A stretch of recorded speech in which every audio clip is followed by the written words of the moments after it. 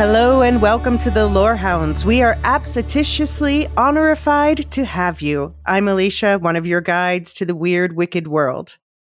And I'm Marilyn, and I am so looking forward to discussifying part 2 of the Wicked movie musical Wicked for Good with both of you. And I'm Nichole. I'm excited to be conversating with the two of you again about Glinda, Elphaba, and Jonathan Bailey. Oh my. Listeners, look for the link to our part 1 breakdown in the show notes if you haven't listened yet. So yeah, glad to get the band back together from our Wicked part 1 discussion. We are going to assume that people listening who are interested in this movie have either seen the first movie or just don't care about being spoiled. So we will keep our spoiler-free chat short. But again, check out that link in the show notes for part 1 if you're just wondering about this world in general. And in that first part, we also talked more about the show and book differences. We will shout out some of them today. I'm going to save a special book spoiler, end of the first book spoiler section for after the outro. I think Marilyn and I are going to be talking through that. For those of you who want to go on and read the book, the second half of the book, wildly different from the movie, so we don't want to spoil it for you. Yeah. And just for the spoiler-free part, question for both of you.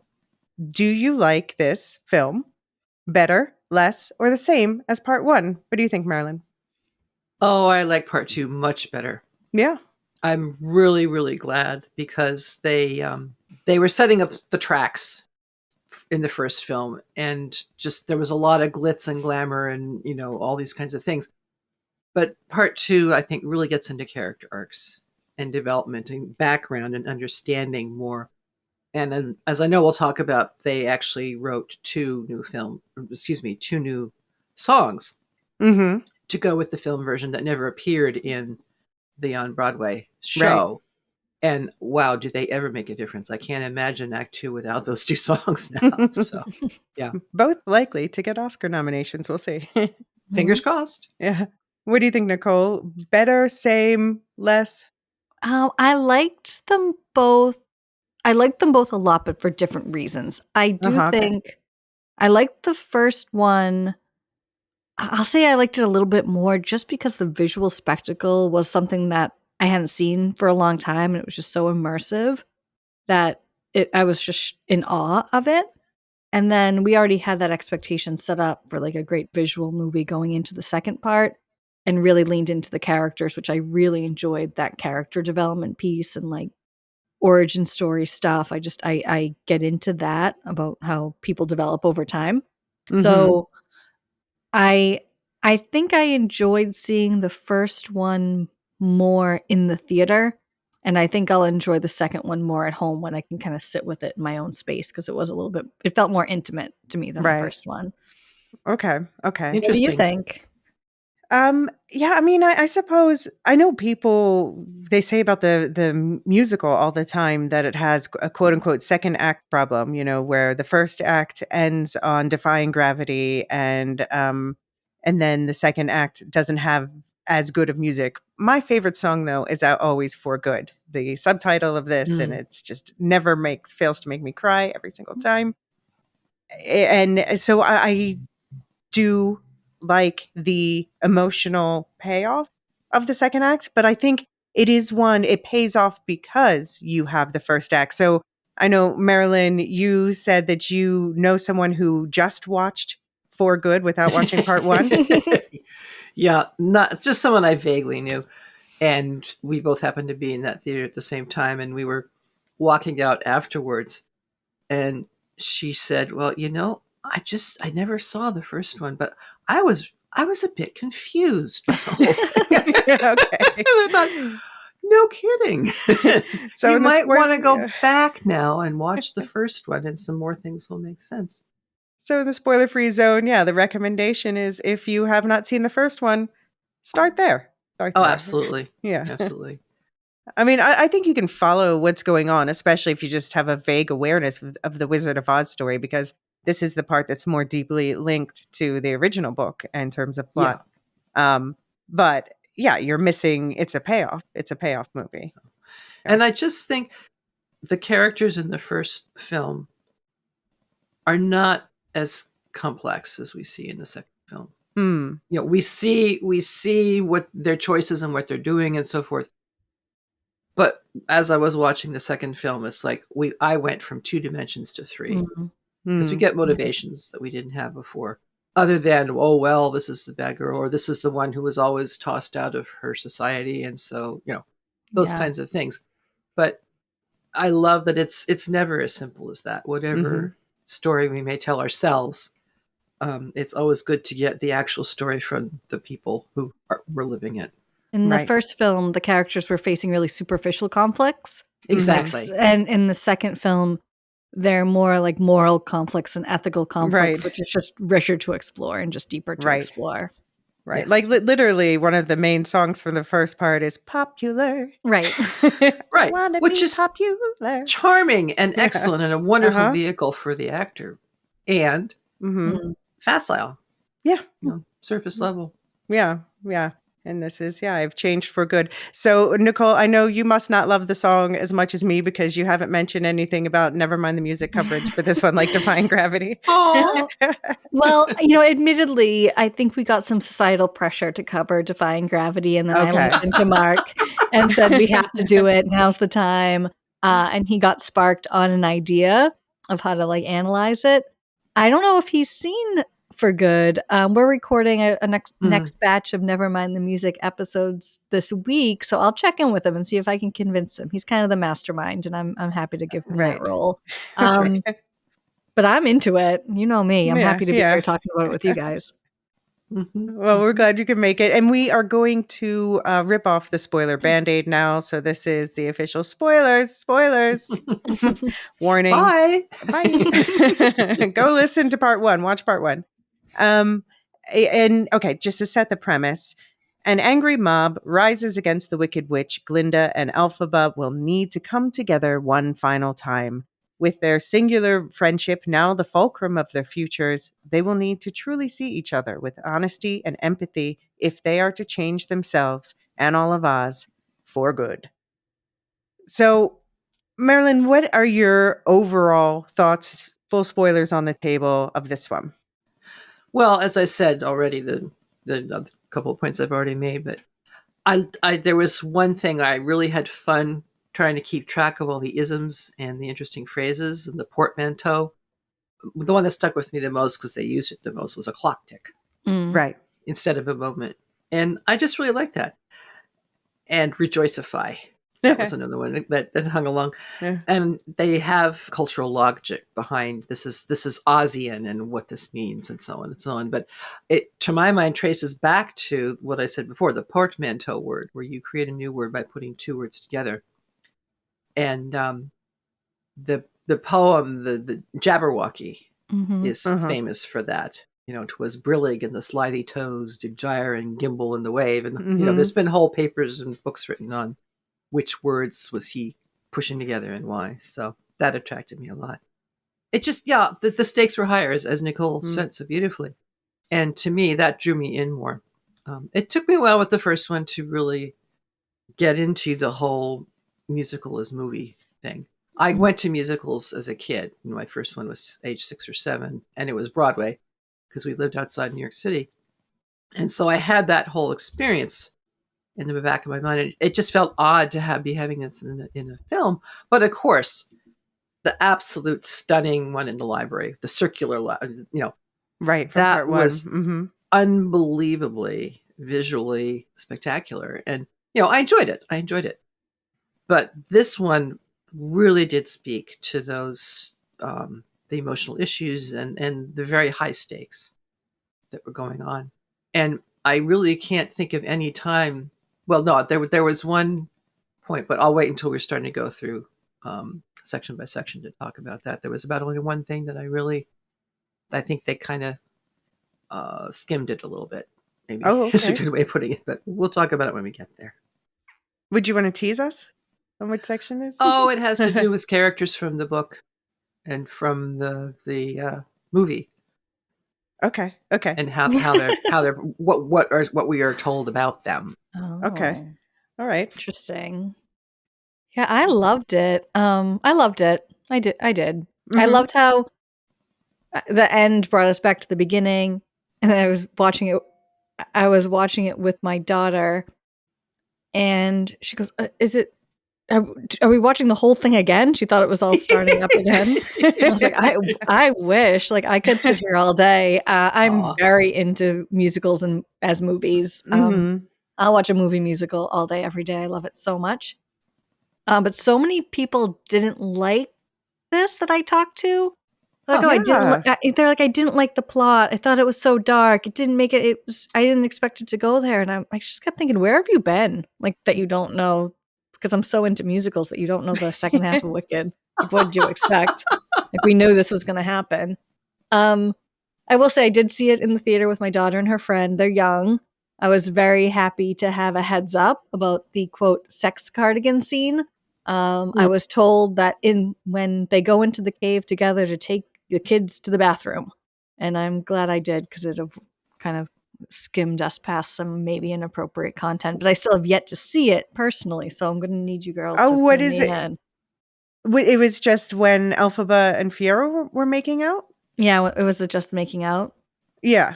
Yeah. Okay. Well, that's fine. Yeah, I guess we didn't really need to miss it. I guess they did tone down. Maybe they make it a bit more explicit in the stage show, and they toned it down slightly for the movie. Okay. Well, I was given some bad. I mean, I show my kid Stranger Things. I don't think it's that no, big of it's a not deal. worse than that. Yeah. In different ways, but I don't know. I loved it, and I'm sad that it's over. I have lots of follow-up questions about Scarecrow anatomy, but I'll keep that for my girlfriends in a different time and place. Yeah, no, I was thinking the same thing too. I have to say about the Scarecrow thing, the one thing I noticed during the promotion is they actually showed pictures of what was clearly Elphaba's hand, because it was green, holding the Scarecrow hand, and then another picture from behind scene of the two of them cuddling together. I'm like, they're just showing people the end of the movie before it releases? Like, are they assuming people know, or are they assuming people won't figure out what's going on here? Anyway. Yeah, I'm interested that people were cautioning you about that scene, because I usually, there's a certain point at which I do become uncomfortable, and I never did. Oh, well, now I feel like it was very beautifully done. I feel like I didn't get my money's worth then. I should go back and check. I'll obviously watch it a million more times, but no, it was just like a convenient break to excuse ourselves for a second. Sure. So. No, I get that. I think, bladder breaks are really crucial at certain ages, right? Yeah. Well, now I'm at the point where I try not to drink before a movie. I just wait until after. Yeah.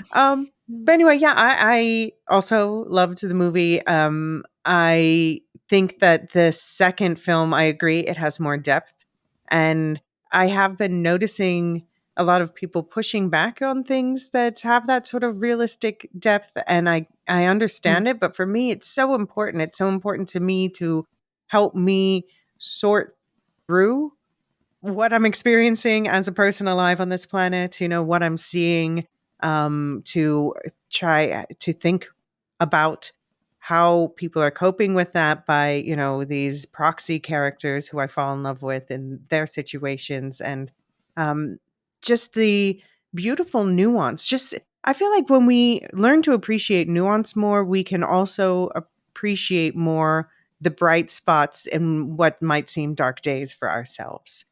Where we see that, yes, something's sad is happening. My best friend is dying as far as I know, but she's left something behind in me that will change me forever. Yeah. And I think that's, I mean, not to say hope punk again, but. Well, and that's the thing. I think a lot depends on what you go to the movies for. Right. And it could be that the first film actually set up those expectations in some people. That they were getting to get another lighthearted romp, and yes, the good people would be good, the bad people would be bad, and we have a surprise reveal that the good person is actually not so great, and vice versa. But this gets into it, as you were saying, Elysia. This is real world stuff, and right. Yeah. And I think we have a tendency to want to protect each other from bad things happening, and this reminds us that we can't and shouldn't for some reason, because those bad things that happen to us make us stronger and build resilience and build grit and build complexity. And that character complexity is what really shined in Wicked for Good. Yes, exactly. Yeah. And I also love that anytime when these movies come out, I pick up the books again, and I just love reading the books so much. Yay, books. Yeah, they didn't have as many because they go so further off the story in the second half. They didn't have as many expansions from the books. They did have expansions we'll talk about, but I appreciated though that they had those flashback picnic inserts with the group of friends at Shiz, because that's something that in the books you do get to spend time with these friends, and there's a few more. And this first movie expanded the play, but didn't have obviously time for that. So it's nice to be reminded that there is this grounding, these hazy days of youth that they still all have in their back pockets, even when bad things happen. I wonder if it was the Harry Potter vibe of Shiz that led a lot of people to expect. Sunshine. This is also going to be a comfort one, But Harry Potter gets darker toward the end too. Of course it does. Of course it does. Yeah, I mean, I like that this one, like I said, it seems they have toned it down a bit for kids, but it is still about grappling with adulthood. It is more for adults, I would say. Like, I think it was a New Rockstars video that pointed out that The Wizard and I from Act 1 is Elphaba's I Want song, which is a kind of musical concept. Nichole, how would you describe an I Want song? Oh, it's just setting out the character's intention and setting out the direction of their story. That's how I would describe it. Or talking about motivation. Yeah, so her I want to meet the wizard and he's going to turn me green and stuff. And a lot of stories, you set out the I want, and then the rest of the story is about getting what you want. Right. And this is not that kind of story. This is a story about learning that what you thought you wanted is not actually what you need, and learning to recognize what's more important than youthful desires. Yeah, I think of the common phrase, be careful what you ask for, because you just might get it. Right. Yeah, that's true too. Yeah. But anyway, production notes. This was directed again by John M. Chu. Like part 1, we talked more about him in the part 1 episode. Screenplay again by Winnie Holtzman and Dana Fox, based on Wicked, the musical by Stephen Schwartz and Winnie Holtzman, which is based on The Wicked Years series of novels by Gregory Maguire, which is based on The Wizard of Oz series of novels from L. Frank Baum, and the 1939 film adaptation. For example, they use some movie details, like the fact that Glinda, the Good Witch, is the Good Witch from the North, whereas in the original novel, she's from the South. So, and starring Ariana Grande, Cynthia Erivo, Jonathan Bailey, Ethan Slater, Bowen Yang, Michelle Yeoh, and Jeff Goldblum. Yeah, we'll talk about more of these performances and the technical aspects in depth during Oscar season, but also during this episode. Nichole, you were talking about the mixed receptions. Do you want to shout out the ratings? Sure. And what do you think of them? Well, the Rotten Tomatoes score was a 68, which is pretty low, right? I'm not too familiar. You guys are much better at movie rankings than me, but it was like pretty low ranked. But that's for critics, and then for the audience, people didn't really. It was 93%. Oh, that's so interesting that the critics didn't like it that much, but the audience loved it. Yeah, that's fairly common in my experience with the very few ones that I look up the ratings for. Usually I agree with the critics. This time I agree with the audience. Interesting. Well, I think this was kind of pandering to the audience, and the critics probably had a very, very high expectation. And the way I qualify like those rankings is, if you like Wicked, you're going to like this. Like if you went in liking the first movie, you're going to like this because it's the same characters in the same world, and you're just getting more in depth for them. And there was such a fandom, and there is such a fandom around Wicked, that this movie isn't going to change your mind. You're not going to go in as a Wicked fan and then denounce the franchise after seeing this. I mean, Yeah, honestly, the people I've heard talking negatively about this were even talking negatively about the second movie before it even came out. Like, they were Oh, kind well, of you know. it felt like a backlash. Gee, I wonder why. I Well, don't know why do you think, Marilyn? I wonder why. I think because of one of the two main characters is black. oh, I mean, I think Oh. there's a for the people that I'm thinking of, I don't think that would be the case, but I could definitely for some be. I think that there's a backlash against just changing the musical in any way, which I'm sorry. Sure, At the end of the sure. day, I do think that this is the best version of the musical, the movie. It's just they have the money and the time and Right. to really really do it, and ideal casting. And then I don't know, I guess there's also a sort of backlash against the financial and critical success of the first one. I hadn't picked up on that at all. I wonder if there was also a backlash from the people who read and loved the books. But of course, if that were the case, as you said earlier, Elysia, presumably they would have already known and they wouldn't have bothered to show up for the second one. I think, yeah, book readers already knew what to expect based on the stage musical. So I think we've been more happy to just see kind of more of the complexity from the books slightly. I mean, there's not enough room. They need to do an entire television series if they're ever going to do. Oh, yeah. I have Good thoughts. Call me. How many books are there in this series? In the original series, wait, let's see. So there was a quadrilogy of 4, and then there was another sequel trilogy, which I have not read the sequel trilogy. And then there was a prequel released last year, which is a prequel with stories from Elphaba's youth. And now next year, they're releasing a prequel that's stories from Glinda's youth. Oh, interesting. Is that, I think I remember reading somewhere that people were puzzled by the bear nanny. Well, we talked about in the first episode that Nanny's a human in the books, and Nanny does not exist in the stage play. So this was kind of an in between. But we talked about how it's like a shortcut to establish why Elphaba is defensive of pro animals. Yeah, mm-hmm. I thought that the prequel had mentioned her in some fashion more, the nanny more, and in the book, Nanny is a huge character, but she's human. Yeah. I loved her as a bear in this for good because it gave Elphaba a character to talk to get backstory about what the animal's motivations were that felt really personal and intimate, and I thought that was just a really great convention. So I think it's a great iteration from the book character. Mm-hmm. It helped advance the plot quite a bit in both Wicked and Wicked for Good from my perspective. Right. Well, and also it generates that devastating song about no good deed goes unpunished. Mm-hmm. Because it's the animals with whom she had the closest relationships. Yeah. Mm-hmm. Which are now, in a sense, rejecting her. And all she can see is the negative consequences of her actions. And that's pretty devastating. Yeah. Yeah.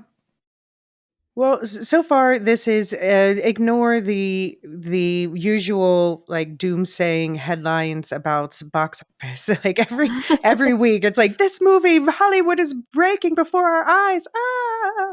But it's earned 441 million worldwide after 3 weekends out. We're recording on Tuesday, December 9th. So it's doing fine. The never-ending quest for eyeballs. Yeah, and the reported budget was 140 million. Now that's always a bit under what it actually is once you factor in marketing costs and all that, but it's doing absolutely fine. Well, this is a good spot to take a quick break, and when we get back, we're going to dig into the plot itself. See you in a sec.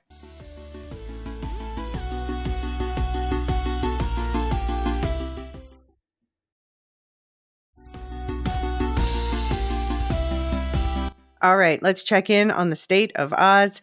Elphaba. Oh, and thank you, by the way, to Rotten Tomato for saving me time and writing this plot synopsis. I wondered who RT was. Thank you. We're going to split this into just 3 parts for the sake of discussion. And to set up the first part, Elphaba, played by Cynthia Erivo, now demonized as the Wicked Witch of the West, lives in exile, hidden within the Ozian forest, while continuing her fight for the freedom of Oz's silenced animals, with a capital A, and desperately trying to expose the truth she knows about the wizard, Jeff Goldblum. Glinda, meanwhile, has become the glamorous symbol of goodness for all of Oz, living at the palace in Emerald City and reveling in the perks of fame and popularity. Under the instruction of Madame Morrible, Michelle Yeoh, Glinda is deployed to serve as an effervescent comfort to Oz, reassuring the masses that all is well under the rule of the wizard. So, what did you think, Nichole, about this opening section overall? I enjoyed how we're kind of reframing Glinda. You know, we left her and she seemed to be holding power, right? And now we're seeing we're clear in the understanding that she has no power. She's a figurehead and being exploited. And she's starting, from my perception, starting to feel exploited too. Starting to kind of resent the role that she's placed in, but also feeling kind of trapped in it. Like you see her losing herself. And I think that that's just a very interesting place. And Ariana Grande's acting is very strong towards that concept, that it's subtle and she's following the rules and she's doing as she's told, but she has questions. And this doesn't feel like her. From my perspective, that's my interpretation of her role right now. And I just thought it was great to be brought into the spectacle again, great to be brought into this world. I enjoyed seeing the yellow brick road being laid down. I thought that was like fun to watch, that they had like brick painting machines everywhere. I just thought it was really visually really striking to be brought into this world again. How much time do you think has passed since the end of the last movie? Probably a few years, because she's well established in Oz now. She's got so many outfits and whole infrastructure around her. I mean, that beadwork. The beadwork alone, you're looking at 5 years. But they've made progress on the road, and the rhinoceros is dragging the bricks around. They're moving pretty slow. So it's not a rhinoceros. I think it's a book they talk. An animal they talk about in the book called a skark, which is kind of like a yak kind of thing, I think. Adjacent. A rhinoceros adjacent. Rhinoceros. I call it a rhinoceros too. That's the closest I had. Yeah. Yep. But how do we know how much actual time has passed? They don't say. I'll say it's less than passes in the books for sure. But they didn't give us like an on-screen 3 years later. Nichole, I really like the way you talk about her slow realization that she's being used. Yeah. Because I think that foreshadows the next time that she and Elphaba reunite. Right. I think Elphaba is the one who, if not entirely, is largely responsible, is certainly one of the reasons why Glinda just can't completely give herself over to what's going on. And I think still this kind of niggling feeling. That she's more like, they're more alike than they are different, and they've always felt that way. But now it's so apparent that they are both being promoted, and they're both pieces of propaganda, but towards different goals and serving different functions. So it's really interesting to see that right from the start of this film. Yeah. But for Elphaba, she is at least making her own choices, doing her own work, trying to find different ways to solve what's most important to her. And Glinda is just floating along. She's not really, I don't see her as having the kind of agency that Elphaba has, even though both are being used in different ways. Well, yeah, but I would put it even more direly for Glinda, like not floating in a pleasant way, but being like pulled by the current outside her will. Like she's not happy about the way things are going, but she doesn't at the start of the movie see a way to pull herself out of that stream of. She's in pretty deep, for sure. Thank you for going deeper into my water analogy. Let's just keep it going, because it is relevant for the arc of the whole movie, right? This water piece. So let's keep it up. Water is life, or death, depending. Right. allegedly. But you brought up, Nichole, the whole building scenario with the road, and I loved that. That is an added thing, not in the stage show because they don't build a How whole would you? freaking Yeah. road. And also, it would be tough to have all those animals. But I think to me, it was an important addition. It is something that's in the books. There's more attention to the whole political aspect of building the road, which is something that Gregory Maguire took from the Frank L. Baum books, where that's also a whole political thing about the construction of the yellow brick road. So it was nice to see that go full circle and bring that back in. Well, road construction is certainly in many different aspects. Of course, it has different meanings. But when I hear road building, the first thing I think is Roman Empire. Yeah. And this is the Ozian way of establishing imperial Yeah. authority, Right. and connecting to its, the far-reaching aspects of Oz, Right. all the other things that go along with that. Yeah, in the original book, it is for the soldiers to march on. Right. Yeah. Right. Which is exactly why the Romans built their roads, which, some people still drive on to this day and don't even know it. Yeah. Yeah, it was nice, by the way. We got a cameo from the lion, the Cowardly Lion, Burr, he's called in the book. And he was actually voiced by Coleman Domingo. Like, Love him. Yeah, I love him too. I didn't even realize until afterward, such a small part, but important. I'll say in the book series, there's an entire book from his perspective, the third book. Wow. Yeah. But what did you guys think about what did you think about the lion's accusations toward Elphaba about that he took her away from the only home he had known, i.e. the cage? I was so mad about it. This is a hot take. I wanted that lion to shut up. I didn't like it. It's like, just leave her alone. She's trying to help you. Like, stop. I don't know. Something about the lion really bothered me. There's a couple things. I know exactly what they are. I wish it wasn't CGI. I wish it was Coleman Domingo in a lion suit. I think that would have been better. They had the costume budget. Kind of, but like better. But something. I think that it just took me out of it a little bit, having it not like tangible for some reason. And then, she sacrificed a lot to save him and to get him to safety. And he's just been swept up in the propaganda. And I thought that's pretty, well, what I'm about to say out loud is going to be pretty shocking. It was pretty cowardly of that lion to fall into it.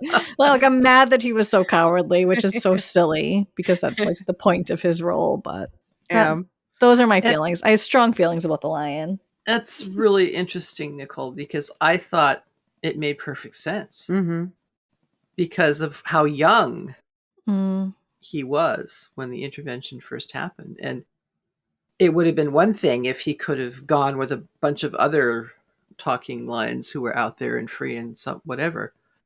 But at that youthful stage, to have so many things happen so quickly and animals dying around him and all the rest of it, I can't remember all the details, I'm afraid. But when he said that, I thought, okay, that makes some kind of sense, because for some of us, we need our security, because there's no outside thing that you can think of that's going to offer that to you, if that's all you've ever known.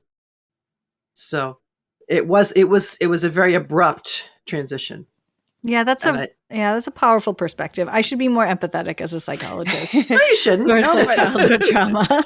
You are absolutely entitled to your view. I mean, but that's exactly why I'm so glad that you guys have different views on this, because that is exactly why I like this second half.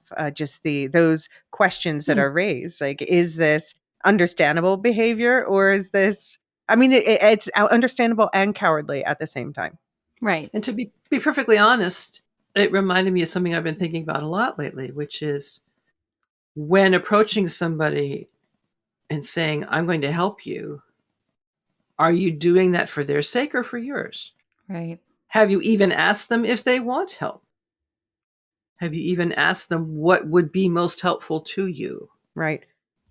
And I think it was a good way of showing, best intentions in the world, no guarantee, if you haven't thought it out to step 2 and 3 and 4. Mm-hmm. And, just the massive assumption that I know what's better for you than you do. Right.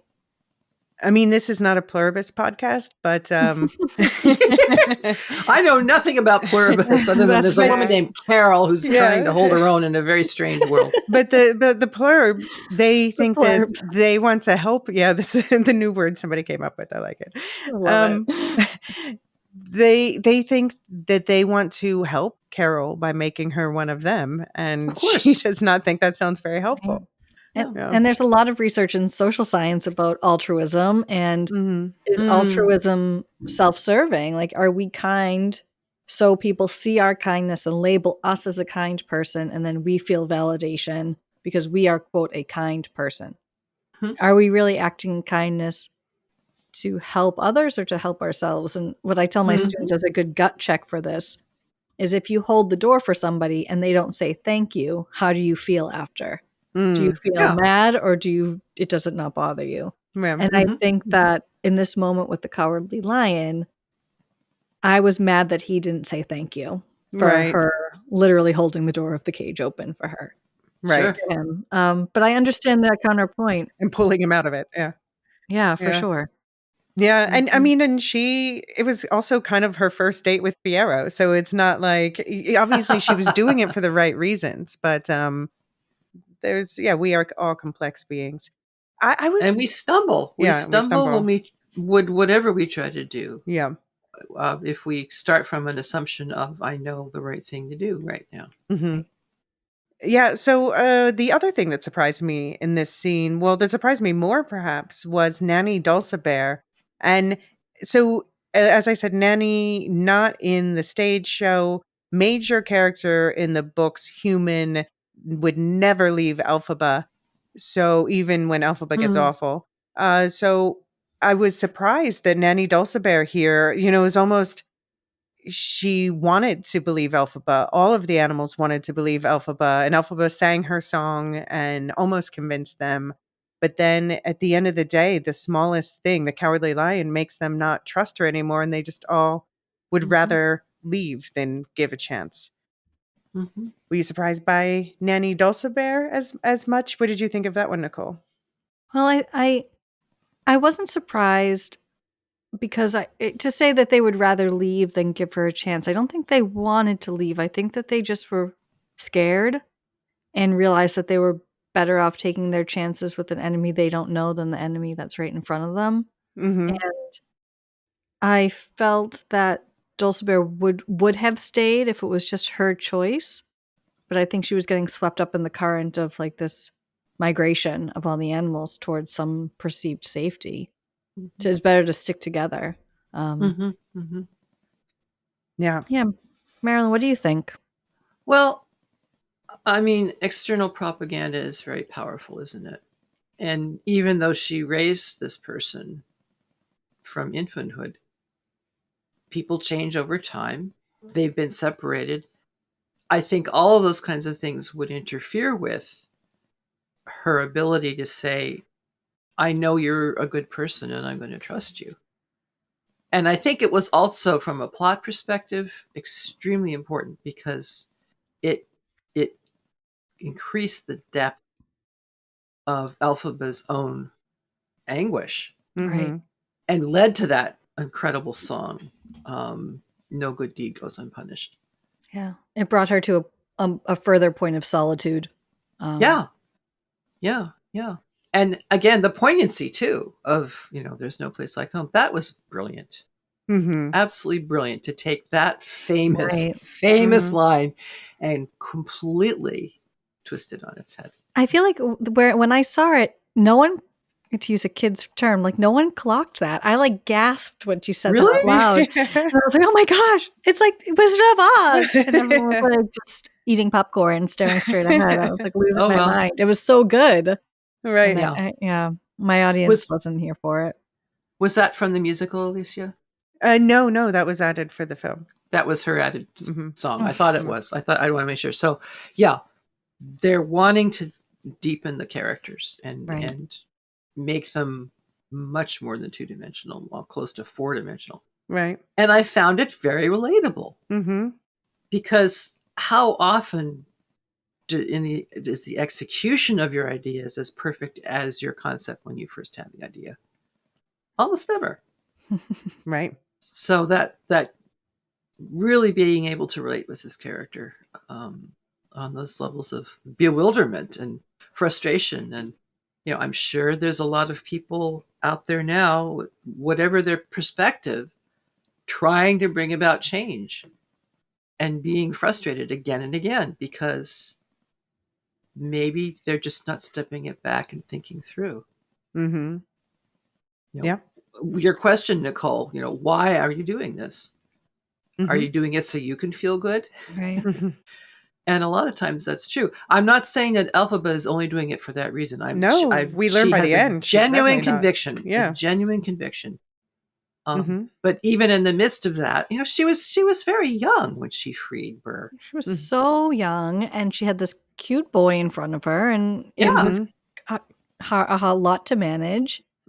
And it seemed like she did what felt right at the time, Exactly. As do we all. Right. And that's just it. Like, hindsight, you can look back and say, like, if I did something different, how would it have turned out? Or maybe I was trying to impress Fiyero, or, maybe I did have it wrong, but we have hindsight bias. Like, we look back and we think that we are the heroes of our own story, and everyone else is too. Sometimes it's not always the case, right? Right.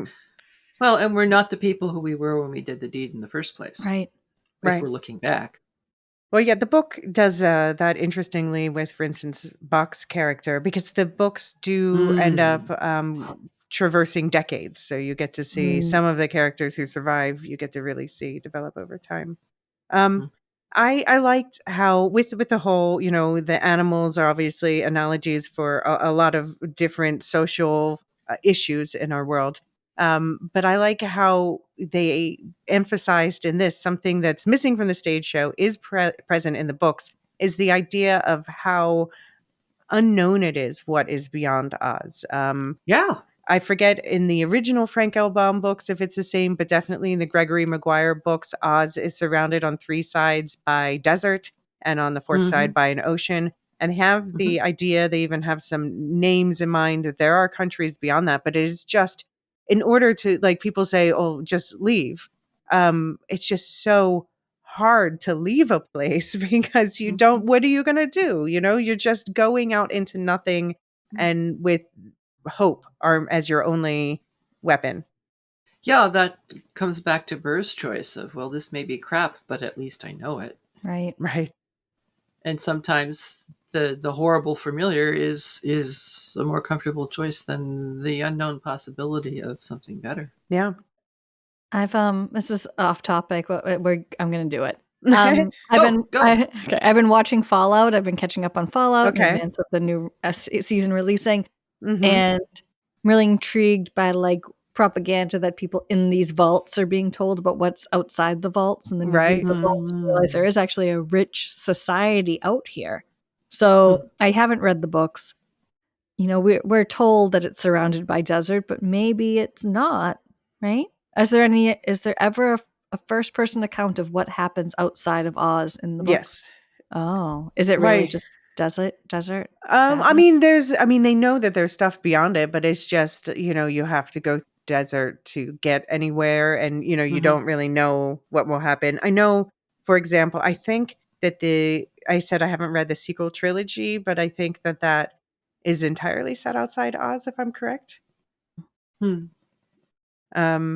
Yeah, so but I think they know something exists, but it's just like a hope and a prayer that they get there. And what happens when they do? Will they even be accepted? Right. Or just killed on the spot? Who knows? And of course, who's going to go out there and then come back to report? Right. And that's only one person. And how can you trust their report? Right.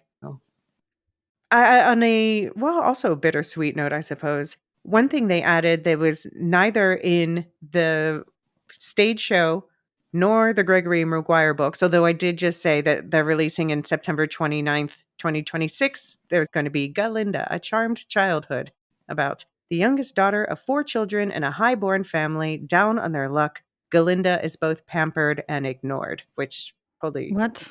explains her about character. Right. but this whole flashback we got in the movie, that's new. What did you think of that? I hated it. No, why? Why? I'm so sorry. Yeah, it's I okay. just was like, what are we doing? Like, what did we like? I didn't feel like it added anything for me. I understood it. I just didn't. I don't know. It felt out of place for me. Well, if it makes you feel any better, Nichole, I can't even remember that. Okay, well, there we go. It was unremarkable. Or at least it was unmemorable in my brain. Yeah. I mean, And I now- guess it was about her wanting. She's always been popular, but never had the inner power that she wanted, the magical power. So she fakes making a rainbow. Right. And now I'm so like suspicious of capitalism. Sorry. That I'm like, was it there just so we're like, I wonder what her childhood was like. I wish someone wrote a book about it. And like now I go buy the book. No, well, so no, it's more in terms of the fact that Gregory Maguire's been releasing more books. It's more of I think him trying to reclaim the IP situation, where he's like, I'm glad that this musical thing has taken off. But he did outright say when he released the Elfie book, he said, I just, I still want my version to be the definitive version because the musical is so wildly different.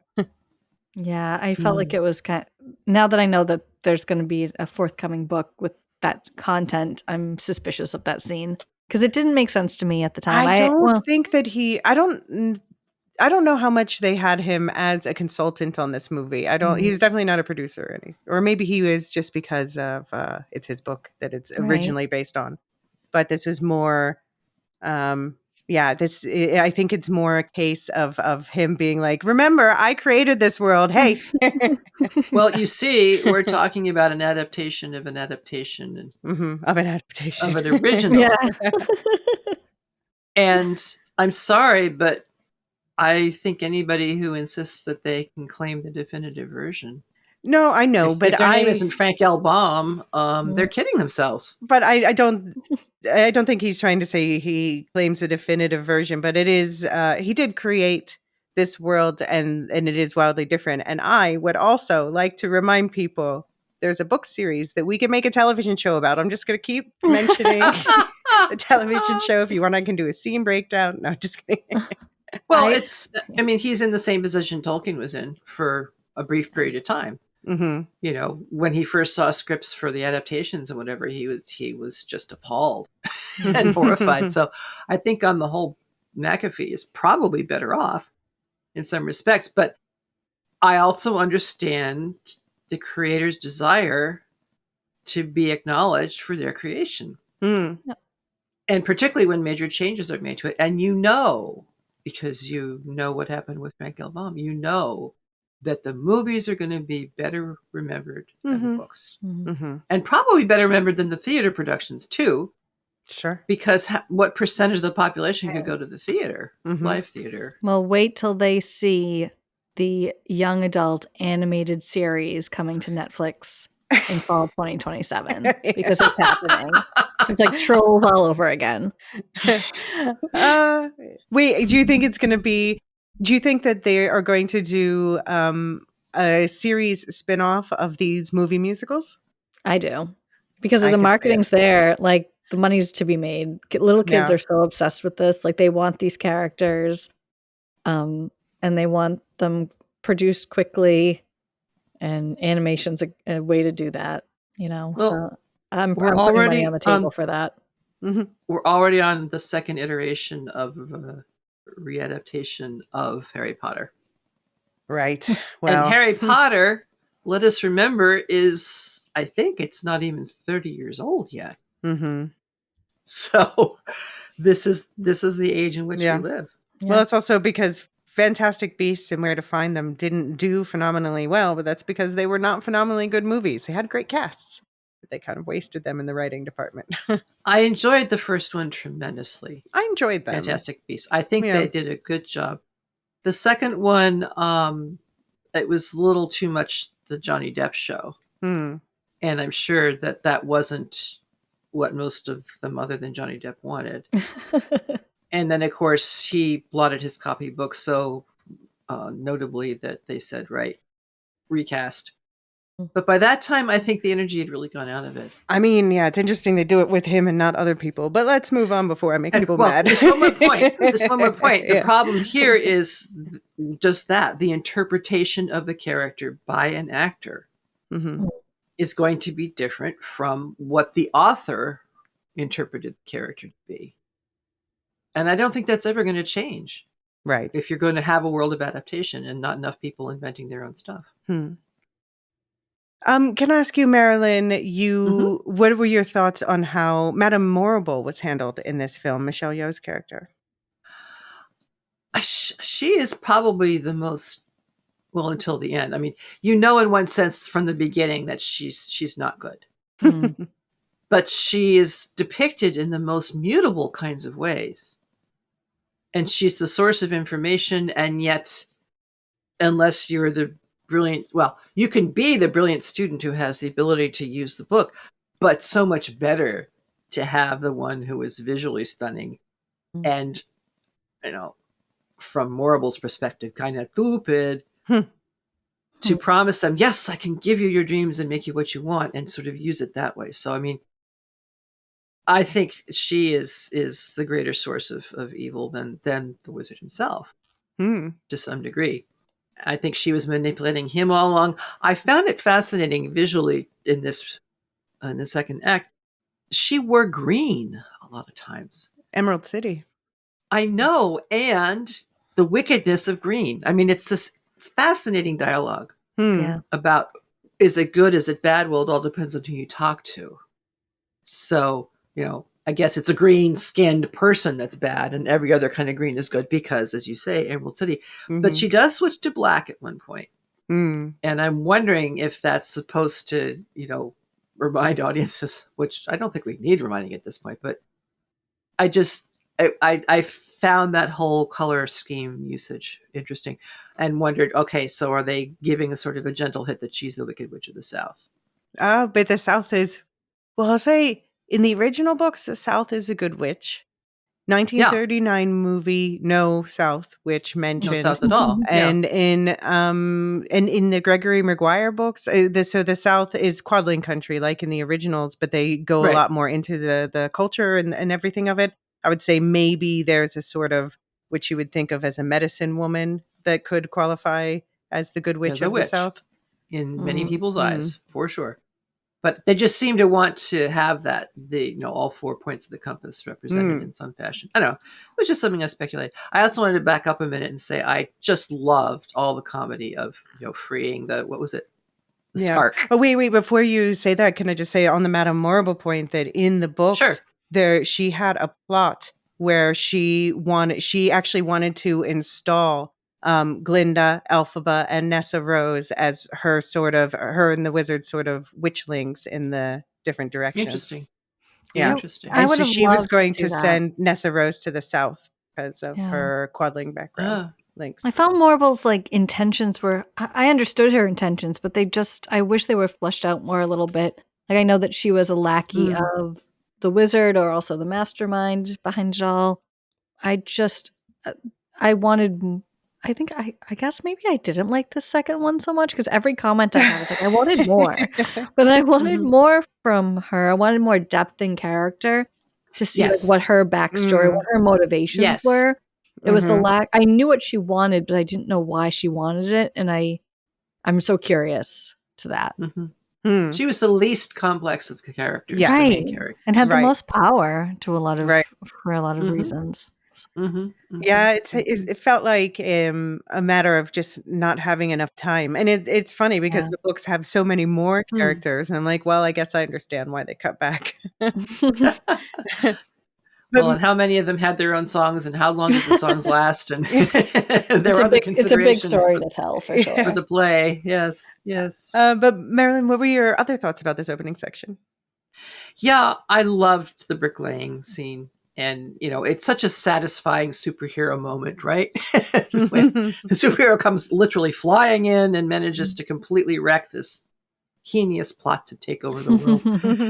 And one of the bricklayers actually getting coated with his own yellow paint. I thought that was really funny. And then we come back to this again in Goldblum's Showstopper song when he's got a little pile of yellow bricks right there. And you think, oh yeah, bricks, heavy, whatever. And then he picks one up and it's suddenly, okay, it's fake just like he is. You know, I really loved that moment. I laughed out loud. I also very much appreciated throughout the film the references to the facts and the truth. And people believing things because they wanted to rather than doing the challenging work of evaluating. And this could come back to, what we were talking about earlier about why did the animals all choose to leave? Right. But how do you determine what is factual? How do you determine what is true? And different people are going to have different answers. You just said her name and I'm blanking on the younger sister's name. Nessa Rose. Nessa Rose. I think Nessa Rose suffers from that an awful lot. Yeah. And her inability to even listen to a different point of view. Of course, she's, I think, felt so powerless all her life. And suddenly she's in, the mayor's seat or the governor's seat, whichever one it is. Governor, yeah. And still inside must wonder why in the world she's sitting there. Right. On top of the grief of the death of her father and the loss of her older sister and seeming betrayal and all those very complex things. So yeah, huge imposter syndrome for sure from Nessa Rose. Absolutely. And I got really excited when that one moment when, the shoes started to glow red. And I thought, finally, they're ruby slippers instead of diamond slippers. What were you people thinking? Well, but again, the devastation that comes from all of that. Yeah. But why they did diamond instead of ruby? Because probably copyright. Yeah, because so in the books they're silver slippers. Oh, that's right. You said that. And so they made them red slippers for the 1939 movie. Pops on screen, look quite nice. But who currently owns the copyrights is quite litigious about. Yeah. And I finally understand, I read somewhere that this is why we never actually see Dorothy's face. Yeah, that's in the notes here too. To allow that. Yeah. No, it's not that they refuse to allow that. We'll talk about that more in the next section. When we get there. Yeah. When we get there. Yep. I wanted to shout out just the lovely details that went into everything. I've been listening to the official podcast coverage too, where a lot of it is just like the marketing fluff you would expect. Like, oh, it was such a lovely experience. We all worked so hard. But there are interesting production design details in there, like the fact that Elphaba's treehouse is covered with poisonous flowers specifically. Yes. And that Cynthia Erivo got to help pick the broomstick design, and they picked mangrove as the wood because they have roots that connect and speak to each other underground. So I love that attention to detail. Same. And visually, they can even look a little bit like a besom, because we think of brooms as straws, but a lot of brooms in their inception were actually very thin sticks. Right. So I didn't know that detail, and that's really cool. Yeah. And Nichole, what are your thoughts on Fanny, played by Bowen Yang, and Shen Shen, played by Bronwyn James? I mean, I'm a huge Bowen Yang fan for sure. Like almost everything they touch, I'm very into. I love them in this roles. Oh, I sound like a broken record. I'm so sorry. I wanted more. I wanted more Bowen Yang. I wanted more Shen Shen. But there just wasn't enough time in this, despite being a long movie, for really deep character development. I thought they added value. They were kind of like a Greek chorus function. Right. And I know that that's the function of these characters, that they are, from what I understand, a real assimilation of a lot of different voices from the books just represented in these two characters. That's the impression I got.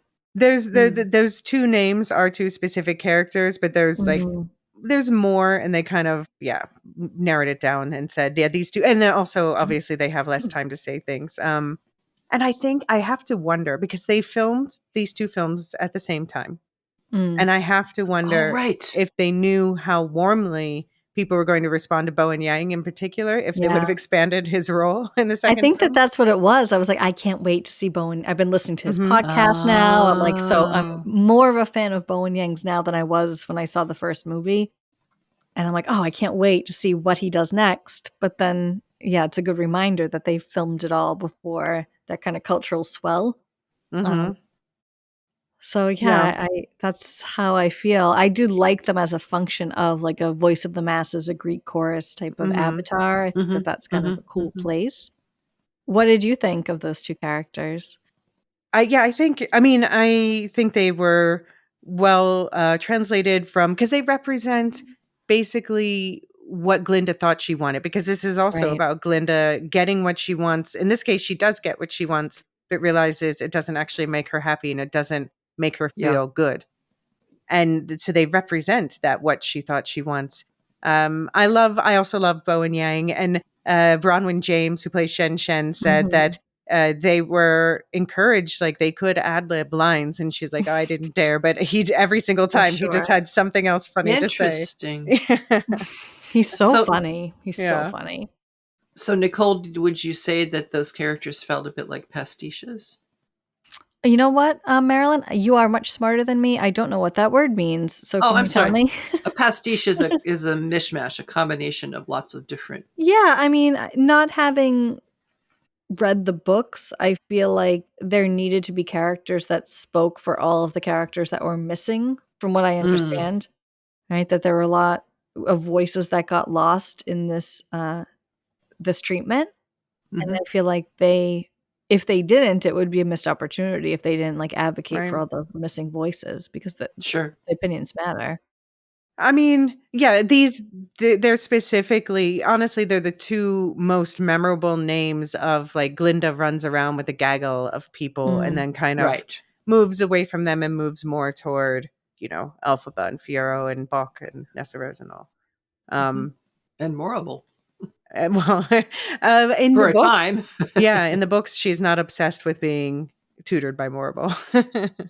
Interesting. But the Morrible is all up in her and Elphaba and Nessarose's business, as I said. Sure. Yeah. Sure. Marilyn, do you want to set up the next section, Many Kinds of Love? Oh, I will be happy to. As Glinda's stardom expands and she prepares to marry Prince Fiero, Jonathan Bailey, in a spectacular Ozian wedding, she is haunted by her separation from Elphaba. She attempts to broker a conciliation between Elphaba and the wizard, but those efforts will fail, driving Elphaba and Glinda only further apart. Yeah. What did you think about this hinge part of the movie? There's a lot that happened in this section that bothered me. Okay. I'm so sorry. Mainly about Fiero. I feel really protective of him. And I feel like he's a good human and has a good spirit. And I feel like he's been being swept up in this propaganda machine that obviously he doesn't want a part of. Yeah. And to announce a wedding to him in front of everybody, it just was, it felt so disrespectful towards a character that's garnered so much respect in my eyes. And I know that it was designed to be that way, so I felt a certain affinity, like I understand. But that really stood out to me when I think of this section of the movie is of course he's going to run away. Like of course. He was never there 100% to begin with. And it was really interesting to watch him find some bravery and to stand up for what he believed in. I thought that was really powerful and a great metaphor for a lot of things I really support. It's like overcoming injustice. So that's something that really stood out to me in this Many Kinds of Love segment that we're working here. Yeah, I have to wonder, Fiero was desperately searching for Elphaba, and I think Glinda knew from the start of the movie. Glinda definitely knew the whole time. You could see in the emptiness in her eyes. She knew that he did not love her the way she wanted him to, but she didn't yet know how to stop lying to herself about it. Yeah. It's sad. I found it a fascinating reversal of the typical fairy tale trope. Yeah. Where it's the prince who is offering his hand in marriage as a prize to the goose girl or the commoner or whatever. And so now here we have a prince, but we also have this woman who is being used as a pawn by, the most powerful kingdom in the land. And it was just really interesting to see a man being put in that position. Because you don't see that very often. And not wanting to hurt her, because of course not. He likes her to some degree, and was brought up to be polite to women, I'm assuming. This is, again, the fairy tale trope of the prince, handsome and courteous and all the rest of it. Yeah. And also, this was amazing acting moment for her, because you could see that she knew every single thing that she was saying was only making him feel worse. Right. And she knew what she was doing. She knew she was overpowering him. She knew that she was trying to, she knew the whole time. And she desperately hoped that some kind of spark of response would come from him. And it just couldn't, because he was too honest. And he did have to work up the courage to finally break away. And, more power to him. And I think that was his most important character arc. Right. But lovely to have that gender reversal. Right. I really enjoyed that. Yeah. Can I ask, do you think, to quote Elphaba, do you think she is wicked for, quote unquote, taking Fiyero? I struggle. Go with ahead, the Nichole. idea. I struggle with the idea of he's not an object to be taken. He's like, exactly. if we reverse the genders here and said that, did Fiyero take Glinda or take Elphaba, we'd have, I think, three of us would have a big problem with that language, right? Maybe I'm projecting, but to flip it the other way, no, Fiyero has free will, and he's exhibiting that free will. So, but is she being a bad friend to Glinda?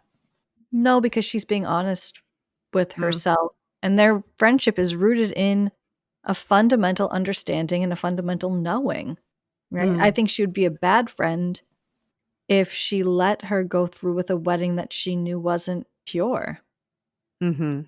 Right? And okay, maybe I'm forgetting a huge chunk of this, because I only saw it once and it's been quite a while ago. I'm sorry. It seemed to me that Elphaba was not really in this equation of who gets to pick. She had other priorities. She was doing other things. We knew that she loved him and wished that he were there with her, but she also knew that Glinda loved him, and he was the prince and she was the Aussian princess, and that was going to be their happy ever after, because that's how the stories go. Right. So I think it was Fiyero who was the only one who really had the agency in this, but it took him a while, and I'm not surprised it did. I have every sympathy for him. He realized he had to act. Yeah. And as you said, Nichole, he wasn't an object. There was no sense of, oh, you're stealing my man. I mean, come on. It's like you move my cheese. He's not an object. Right. No. And if he didn't act, it's almost like he had to come to terms with, if he took action towards following his heart, which is such a age-old trope, right? That he would surrender a lot of other stuff, and he would kind of sacrifice his social standing to live a life that felt more pure to him and more true to him. And I think that for a man with his upbringing, that sacrifice is one of the biggest ones you can make, to throw your social status away to be with the one you love, even if it means you have to live your life as a, spoiler, scarecrow. And he did it happily, I think. Yeah, no, for sure. I want to give him credit for not wanting to marry somebody and not love them. Yeah. I don't think he wanted that for Glinda, because he knew it just wasn't going to work, and he could never come up to her expectation, and how frustrating and sad. And to be honest, I'm not really sure how much Glinda really loved him. Right.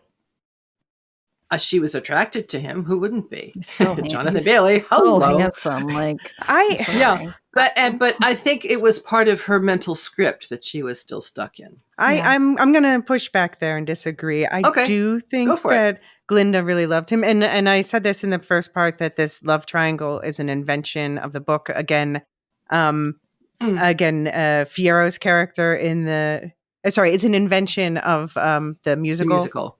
Of course, Fiero's character in the book is very, very different. He actually lives in Kiamoko, that castle. It's not his second home.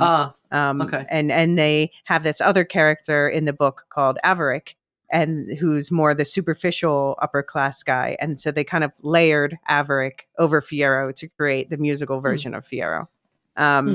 So yeah, so they added this whole love triangle thing. But I think rather than normally I'd be like, oh, you added a love triangle, lame. But actually, I think they did something really interesting here, because I do think that Glinda loves I just think of that moment in part one where she realizes, like, oh my God, like wondering how he, worrying about him can actually hurt me. And that was a new sensation for her.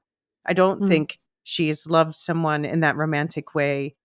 I mean, we'll say maybe Elphaba in the books aside, but I don't think she's felt that way about anyone before. And so I have to give Glinda a lot of credit for the fact that, of course, she's heartbroken when Fiyero leaves her for her best friend. And now she's lost them both, and they're together and they've chosen each other over her. And she's stuck in this situation where she feels shitty about herself. And, she knows she's doing the wrong things, but she doesn't really know how to get out of this situation. And is also afraid to give up everything. But she somehow, it takes a really rare person to go experience all that hurt and to have valid reasons. Like, she could just be like, Elphaba, you stole my man. I hate you now. But she gets over it because she loves Elphaba more than she is heartbroken. And that is genuine love. Right. And you said, it was romantic love for Fiyero. If she genuinely loved Fiyero the way she loved Elphaba, I truly don't think that she could have just sprung this whole thing on him.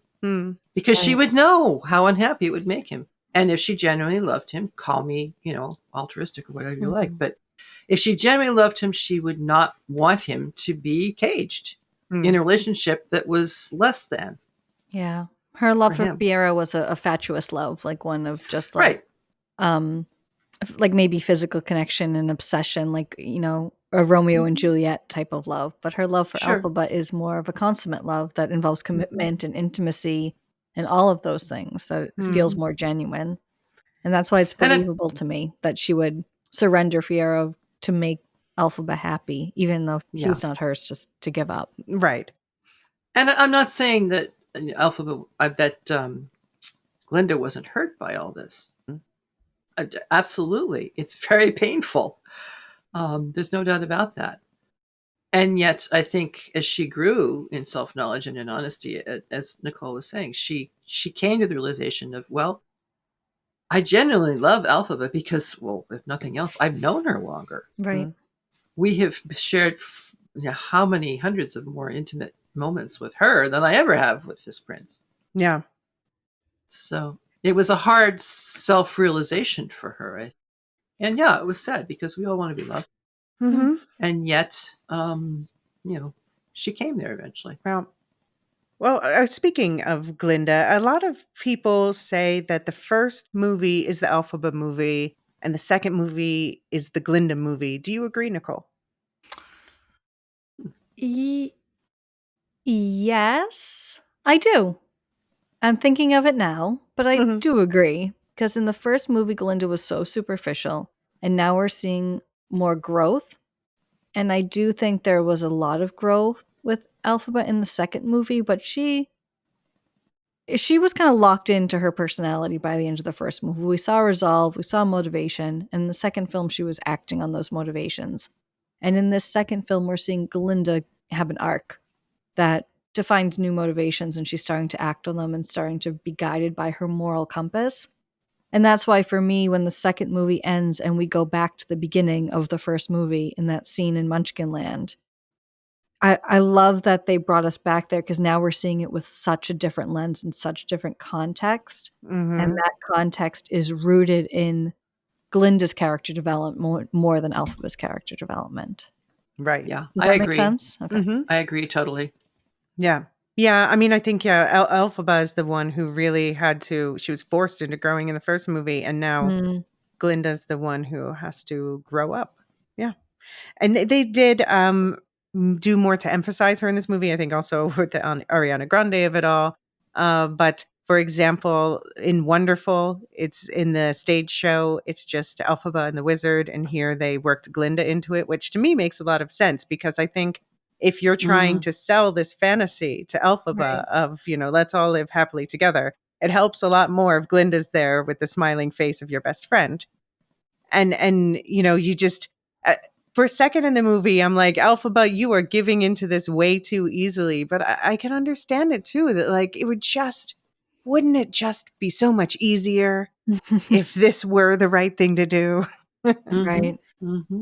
But yeah, ultimately she finds the cages and she finds Dr. Dilliman, now voiceless, which small aside, much better outcome for him than in the novels. Oh man. But still heartbreaking. Still absolutely heartbreaking. Yeah. And they do come back to that at the very end with a little smidgen of hope. So I loved that at the end. I'm glad they did. Well, just as a teacher, it's like, oh, give him the chalkboard back. Give him the soapbox. He has so many important things to say. I don't know. It was really heartbreaking when he couldn't speak for someone that had such strong thoughts and strong voice. It's obviously a big metaphor, but yeah. And it was his life. It was his life and his passion. And I relate to that. Yeah. Yeah. Me too. And I think that this is a turning point for Glinda too. The fact that she's there witnessing this and she's, and in her mind, she's like, oh, it's so, and this is why, to be honest, she grows a lot more in the musical than she does in the book. Interesting. And I think that it's also because she sees, she tries to be in on selling Elphaba on the fantasy. She's like, come live in this fantasy bubble with me, literal bubble. And she sees that Elphaba is morally stronger. Yeah. That that this is, there are more important things than your immediate comforts. And that inspires Glinda in the end. Yeah, that Elphaba would rather be lonely and morally sound than with company and doing something she didn't believe in. And I think that that's where we see Glinda grow in this film, is that she realizes that she can be okay in her own company. Well, she's trying to be okay in her own company, right? As long as it means following her beliefs. So. Right. And I think it comes back to what you were saying earlier, Nichole, that I think the loss of Fiyero is really the first serious time that Glinda's everything she wanted has always come to her. Except magic. Except magic. But she's accepted the glitz and glamour in place of magic and the technology of the bubble and so forth. But it isn't really until she has that heartbreak moment, I think, to the extent that it is for her a heartbreak moment, that she does start to become three-dimensional instead of just two. Yeah. Yep. And but she frees Chistery, the head winged monkey, and the rest of the monkeys, and they become her allies / army. And I just want to shout out that Chistery is voiced by, I didn't realize this until I looked at the credits, voiced by D. Bradley Baker. And I don't know if either of you recognize that name. I know, Marilyn, you are at least definitely familiar with D. Bradley Baker's work. He's probably most famous for Avatar: The Last Airbender and for Star Wars, where he, for example, plays all of the clones in the Bad Batch. Okay. Good on him. Well, he's very talented. Yeah, he's very talented, and he's very good with animal voices. He plays all the animals in Avatar: The Last Airbender, and he plays Chistery here. Yeah. Huh. Do you think that it was just like a convention to get him and Coleman Domingo, right? Just to get them on the red carpet? I think did they just want him on the red carpet? Because, I think that they add value. So, just floating that out there. I'm glad that I think I'm glad that they kept, I suppose the winged monkeys are so iconic from the movie, and that's one reason why they turn up in every version of the story. But it is interesting that they've grown more interesting in the story, I think, than the original Frank L. Baum book was. They were kind of like genies, and there's this golden cap that you could basically ask them for 3 wishes, 3 tasks, sort of thing. Yeah. And so the witch had them for 3 wishes, and then Dorothy took the cap after she killed her, and then Dorothy set them free, and so they were. But in the book, in the Gregory Maguire books, it's a really intimate and heartbreaking physical transformation of Elphaba's experiments in teaching them to talk, and like, oof. Anyway, it's a whole long thing. I remember you mentioning that before, and that's really stood out to me watching the second film, is how physically uncomfortable they must be as monkeys with wings. So I thank you for sharing that with me previously, because it really did inform how I looked at them as characters. Yeah. Yeah, I again, I wish there were. This is why I harp on the book so much. I think just because you spend so much time with the characters, and in a movie, it's just not possible. Give us a TV show. Yeah. Marilyn, did you have any final thoughts about the love triangle, wedding, attempted reconciliation with the wizard, or discovery of the animal cages? Well, again, the way that they do the glamour and the glitz and everything is quite stunning, and the typical fairy tale happily ever after ending, which I think if you haven't picked up by now that this is not your typical fairy tale story, this will forever lift those particular veils from your eyes. Gosh. Especially in the next segment of scenes when we see their transformations. It was, especially Bach's transformation was violent. It was violent. It really was. Yeah. It really was. That's a good tease and a good time to take a quick break. And when we come back, we're going to talk about the climax and conclusion of Wicked for Good.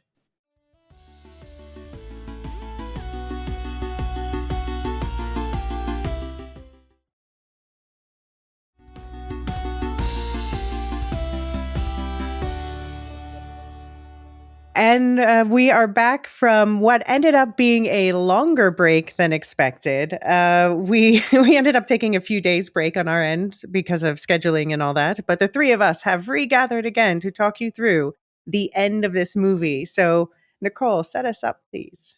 Our next chunk of this movie, the final third, we're calling Death by Dorothy.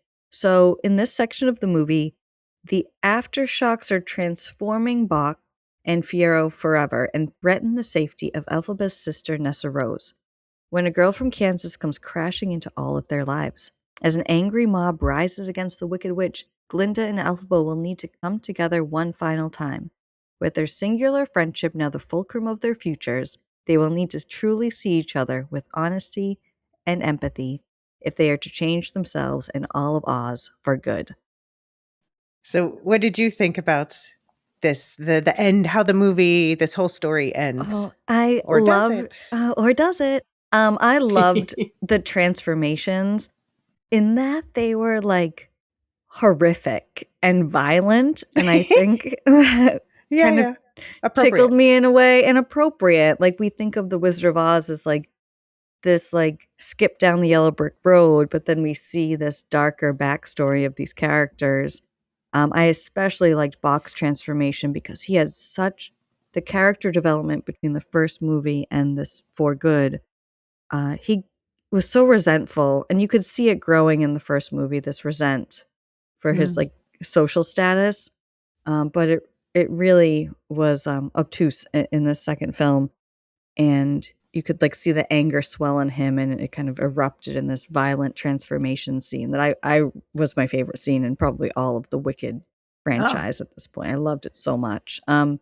Did you notice, by the way, for that transformation scene that his Tin Man-ness incorporated objects from around the room? Yeah. Yes, I loved it. And like I could see it. It was like foreshadowed cinematographically in an interesting way. Like you could see the tea set on the table. And I was like, that's going to merge with him. Like that's what's going to happen. And it wasn't so... they didn't spell it out for us. Like, and now he's the Tin Man, and now Fiyero's the Scarecrow. Like it was veiled enough that you had to use your intelligence to put it together, which I love using my intelligence if I have the chance. So I really enjoyed that. I really enjoyed like Glinda, Elphaba exchanges in this end of this film. The lines blurred a lot for me between the characters and the actresses playing the characters, because I've grown kind of connected to the two of them as a duo, and I love their vibe. So you can kind of see it on their faces that, where does the character end and the actress begin? But I was interested in that too. So lots of great imagery, lots of great metaphors here. I'm eager to hear what you both think. To pick up on what you're saying about where one ends and the other begins, it was interesting to hear the official podcast, which has been giving, sharing some production details.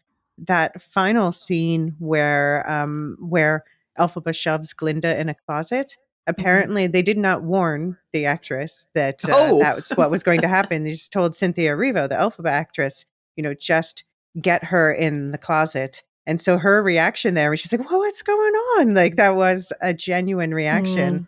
And the "I love you" line was improv. Yeah, for sure. It's really sweet. Yeah. Like, their interactions are very genuine in a way that I'll stop myself before I say I wish all humans interacted with that level of vulnerability and intimacy. I think it would actually be quite overwhelming. But yeah, it's a little bit too much for me, but it's inspiring to see on such a public scale that people can appear so different but be so connected. And I just really think that that's cool. And I love her getting shoved into the closet. There's so many metaphors here. We can't even scratch the surface of, but the fact that it was because she needed plausible deniability. Right. And that's a gift to give someone, to shield them from seeing something violent or that will scar them. It's a gift that we give each other to protect each other. So, I don't know, all great stuff. I want more. What would you want more to be? What form would you want? I want to see what happens. I mean, we're spoiling, right? Like, they run off together. She fakes it. The death was a fake. We all know, right? We know what happens. Like, she faked her death. Fiyero comes to find her, and they love each other in their new true forms and go off, come what may. And I want to see their life. I want to see the hovel they build for themselves. And I need to know more about Scarecrow intimacy. There's a lot of questions. So I want to see I want to see their love story. I would love to see Elphaba reunite with Gur and her nanny. Right. Yeah. Burr, yeah. Burr. What did you think, Marilyn, about the end of the climax and denouement of the movie? Well, I was glad that they both got their happy endings, more or less. However bittersweet the endings were, and that Glinda had finally justified her epithet, the good. Right. I thought that was a really wonderful journey, because let's face it, she was pretty much a spoiled brat when she first got there. And all but clueless about human interactions, and so bought into her own idea of, I'm popular, which is what every, young teenager aspires to be on some level. And just taking that over the top, right? I mean, it really was over the top, and it was a lot of that the first movie. But seeing her step by step figuring it out and realizing, okay, maybe I shouldn't have decided to stick here and do my best to make change, and I'm sure there's good in him kind of feeling. And then her incredible solo with that amazing cinematography, The Girl in the Bubble, when she finally is trying to look herself in the mirror, literally, and try to figure out, all right, who am I? Who am I really? And she's looking at one mirror after another, and the way they film it, suddenly I didn't know which was the mirror image and which was the actual image. And every time I thought, okay, this is the actual. Nope, it's another mirror. It just stunning, chef's kiss. It was absolutely brilliant. And of course, I also loved the Changed for Good. The song Changed for Good. I thought it was really well done. I actually was very proud of myself that I figured out that Bach was going to transform into the Tin Man. And I also realized, as soon as they said, put him on a pole, I said, oh, that's the future Scarecrow right there. So, but I didn't really get a connection with Fiyero being brainless.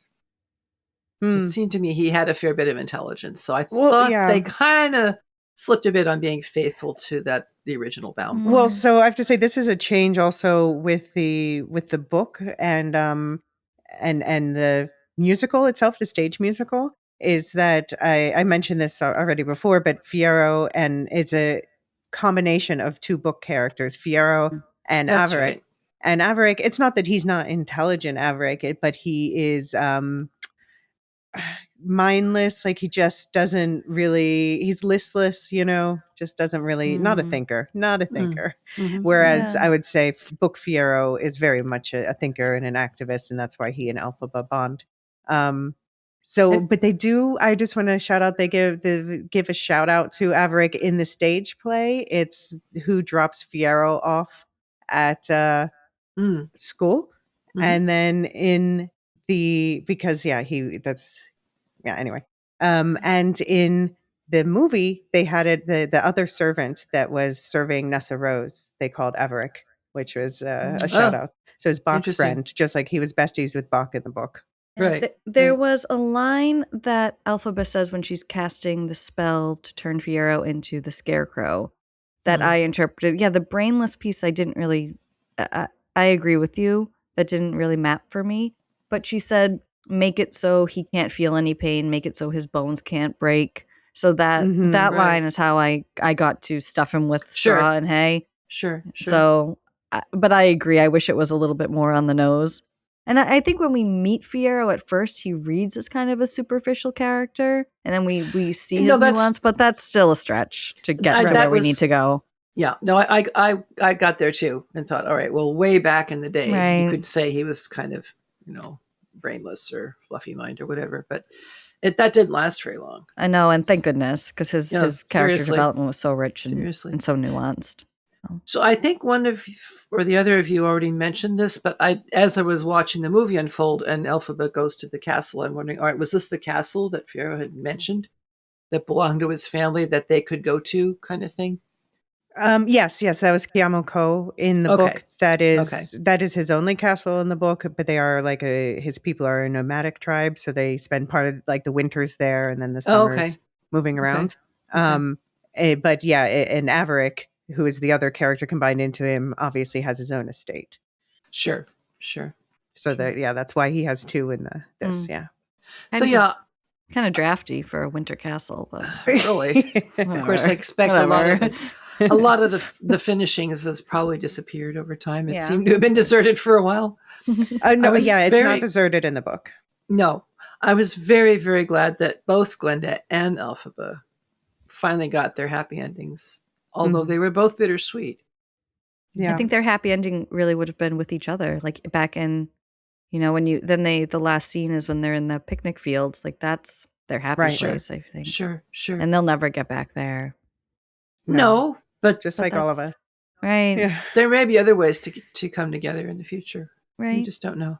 And we'll always be there in our hearts. That's nice. Yeah. I guess. Yeah. Glenda isn't going to live forever. Or is she? Yeah. I don't know. I don't get that sense of either character. But there may come a time when she announces, I couldn't really tell specifically what sorts of plans she has for the future governance of Oz, other than the wizard is gone and we're making sure that Madame Morrible is taken care of. So does that leave her solely? Is she really going to stick in that role? I'm not sure that she will. Not with, I hope, with her newfound wisdom. I can tell you what happens in the book, but I won't. No, that's fine. That's fine. So that you called out though, I just wanted to piggyback on what you're saying about the production design, just the mirrors you were talking about. You notice they're all circular mirrors that she looks in because she's the girl in the bubble. Mm-hmm. Oh, wow. Yeah. And the girl in the bubble and No Place Like Home were the two new songs for this film, both up for Oscars. Cynthia Erivo helped write No Place Like Home. Yeah, I remembered reading that somewhere. That's really, really lovely. I hope she wins all of it. Yeah. She wins all. And I see somebody in here I think it's probably you, Elysia, has a note saying that trapping Bach with a Munchkinlander travel block was a new scene for the movie. Mm-hmm. And I really thought that this was a very small but significant nod to what's currently happening. Oh, absolutely. Politically, in terms of who's permitted to travel and who isn't. And Yeah. And I'll say that didn't happen like that in the books, because also Nessa Rose wasn't into Bach in the books like that. But it does echo the soul of the books, like kind of what they're about. But what did you think, Nichole? Let's check in with you. What did you think about Nessa Rose's downfall? The Wicked Witch of the East. Yes, her downfall. I'll have to say, I missed a little bit of it because I was in the bathroom with my kid protecting her precious eyes from the sex cardigan. So I need to watch it again because I missed the house falling on her. I just got there and it was done. So they didn't show the actual falling of the house. It was just like we found out that had happened. Okay. Then I didn't really miss that much. I want to like Nessa Rose. She was made to be unlikable in this, and I think I understand why. I felt bad for her a lot. I felt like she was masking and pretending to be something she felt like a leader had to be. Oh, and absolutely. It wasn't her true spirit, and I don't think she liked that version of herself, but she felt obligated to play it. And I have empathy for people in that position. I think we often fall into these traps and these schemas of how we think we should be. And she's so young, to have such power and authority and to manage all that must have been really, really challenging. And I liked seeing her and Elphaba together. They softened each other in a way that felt really genuine. I enjoyed that. But as far as her downfall, I mean, we knew it was coming. I wasn't sad about it, if that's the question. I was kind of happy to see her go, and that sounds awful to say. It's so uncharacteristic. It's like not my nature to be like, see ya, but that's how I felt. I was they like, set it up. Yeah, like good riddance. Like that's how I felt, and that I don't like that side of me. Just as she didn't probably like the managerial side of herself, or the governmental side of herself. Right. I was really grieved. Yeah. I was sad. I could see that they were setting her up for the Wicked Witch of the East role. And I like the way that whole dynamic was used to justify Elphaba's wanting the shoes. Yeah. It wasn't about power. It wasn't about vengeance or anything. In the movie, now I'm going to the movie part. The 1939, yeah. Yeah, you get that sense of this is the Wicked Witch, and therefore she wants these shoes for nefarious ends, and now she can't touch them, and because she's so wicked, and they're, as Glyndis in the movie says, there they are, and they'll stay. And I'm like, that was fine with me because, Wicked Witch. Why does she think she has right to this that, clearly Glinda's already given to Dorothy for some purpose or other, which we don't discover in the film. But this makes so much more sense. She wants the shoes as a memento of her sister who she loved. And, each of them, I think, did very painful and damaging things to each other. But there was, and I think Elphaba's older too, isn't she? Yeah. Yes. Mm-hmm. So maybe it's the, the big sister, little sister dynamic that I'm on here. Yeah. Because I'm the youngest of two sisters. But no, I just felt really grieved that, I think Nessa Rose was taking refuge in the whole authority thing. Yeah. Because people were telling her, well, you have to do this now. And she said, oh, okay, fine. Now it's finally my chance. Yeah. And to shine in the sun. Since the Bach thing totally fell apart, well, maybe I can get some comfort in having power. And of course, if this is the only kind of power I can have, because she comes from a family of power and she sees Elphaba getting power to the max. And, the fact that it's interesting that they staged her or envisioned her as a wheelchair user. Well, yeah, it's I'm glad that they handled. I was wondering how they were going to handle the wheelchair using aspect, because in the stage show they have gotten non-wheelchair users to play the role until once they made this casting for this movie, they cast a wheelchair user for the stage show for the first time ever as well. So it was like, okay, but how are they going to handle that? Because what they do in the book, she doesn't have arms. That's the thing. In the stage show, Elphaba puts her magic spell on the shoes, and then after that, Nessa Rose can walk. And I'm like, they're not going to do that. That's just not going to play well. So what they did instead is they glow red, and she can float. She says, "I want to be floating." Sorry, I'm thinking of It. Welcome to Derry now. Inappropriate. Get it out of my head. But she can fly more or less, and so obviously, yes, that's I thought that was well handled. Yeah, the levitation. Yeah, you were going to say something before, Nichole? Oh, I was thinking about Nessa Rose and power and family and obligation, and it strikes me as she was really eager to affirm her father's life by being powerful in that role and acting on his behalf and his accord. And there's a lot of pressure there, especially for a younger sibling, I think. So I kept thinking of her dad a lot in those scenes, like when I felt like she might have been psychologically grounded in what her dad would have wanted, and she hadn't had time to really affirm her point of view in that role, that leadership role. She was just acting on what her dad would have wanted, and that a big burden. Well, it is a big burden to carry. So I had that perspective a lot going into that scene, but that for sure is my own stuff, like 1,000,000%. That's my stuff. Well, I quite agree with you. I have similar stuff, perhaps. But I think there again, the whole notion of what is power. Yeah. I mean, and if this is the only kind of power I can get, well, I'll take it. And I'm with you. She wasn't a lot of fun to spend any time around. So, and that's, I definitely agree with you on that. And it was a sad story. It was a painful story, and it ended in a horrible way, but it had an end. And also connected back to the original story with the whole red slippers, the ruby slippers, which I know in the original bomb was silver. You tell me now, instead of ruby. But silver will never pop on the big screen. Right. Not in Technicolor. Not in Technicolor. In 10 more years, people can do Wizard of Oz stories with ruby slippers again. So basically, well, I guess now my brain's going in two directions. So I'll just say quickly that I think it's interesting that they added the whole Elphaba quote unquote killing their father with the heart attack when he finds out when Morrible accuses her, versus in the book version, he's worried about Nessa Rose and actually asks Elphaba to take her rightful place as the eldest daughter, as the eminent Throp. So that's interesting. But okay. I want to talk about the staff fight in Munchkinland. Okay. Quick. So we have to talk about Glinda's role in Nessa's death and the staff fight in Munchkinland. So what do we think about the fact that Glinda kind of gave Morrible the idea and then the resulting fight?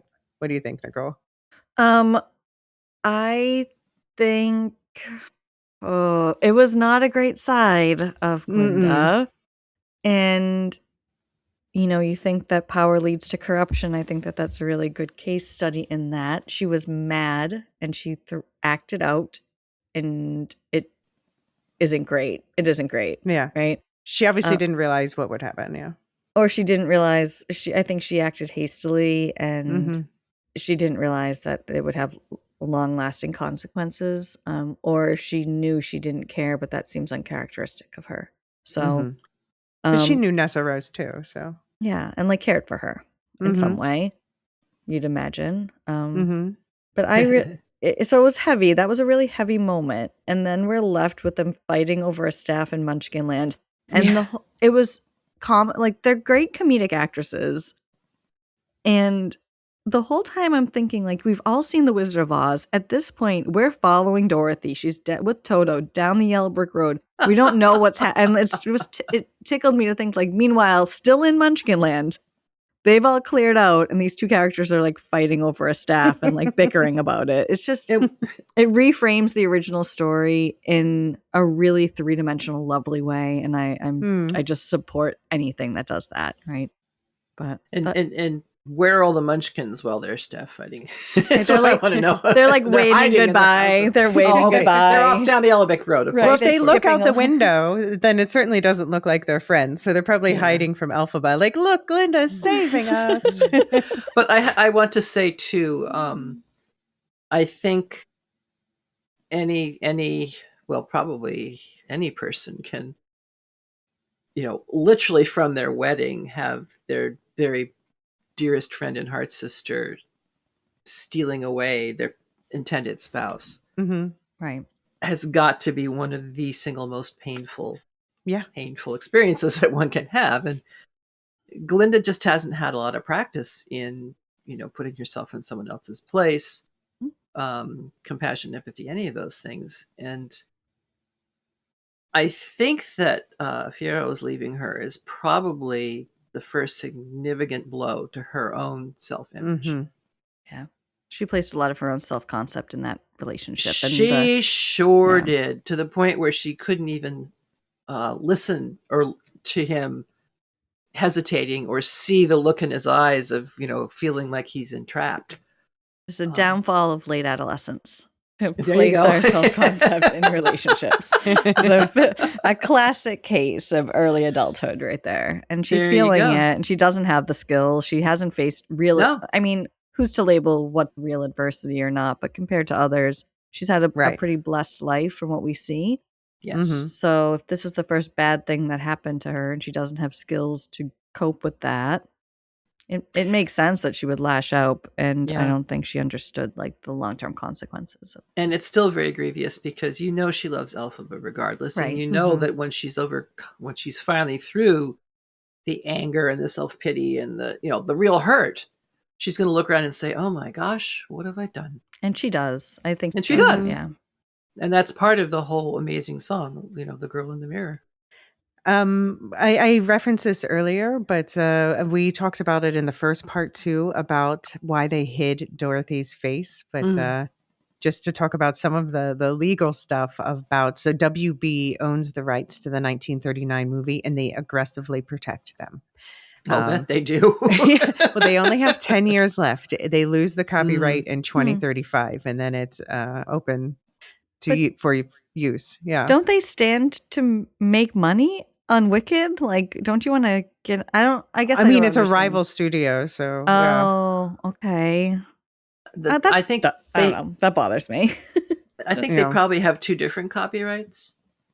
Because the book is the origin, so the book has no copyright. That's out of copyright, so that's why they can do. No. I mean the Wicked book. Oh, the Wicked book. Yeah. That's but that's not the question. Dorothy is more in the Wicked, so she is more in this movie than she is in the stage play, but she is more in the Wicked book than she is in this movie, which makes sense because there's more room for it.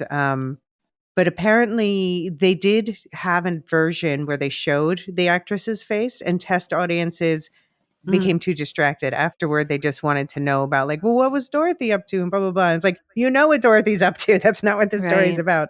Yeah. So they realized that by hiding her face more, that also stopped distracting people from that. And so that they focused. It benefited their film. Mm-hmm. Did they ever say who they cast as Dorothy? Because there was so much speculation. Who was it? Do you know? Oh, it's not a known person. I forget her name off the top of my head, but you can see online. Oh, it's like available, because I know there was like, who's it going to be? Is it Dove Cameron? Is it this lady, that lady? No, I get too hyper fixated on that stuff. So she's a dancer because they wanted like the right movements and sure. That's an excellent example, Nichole, of why they decided to have her as little as possible. So like, tell me more.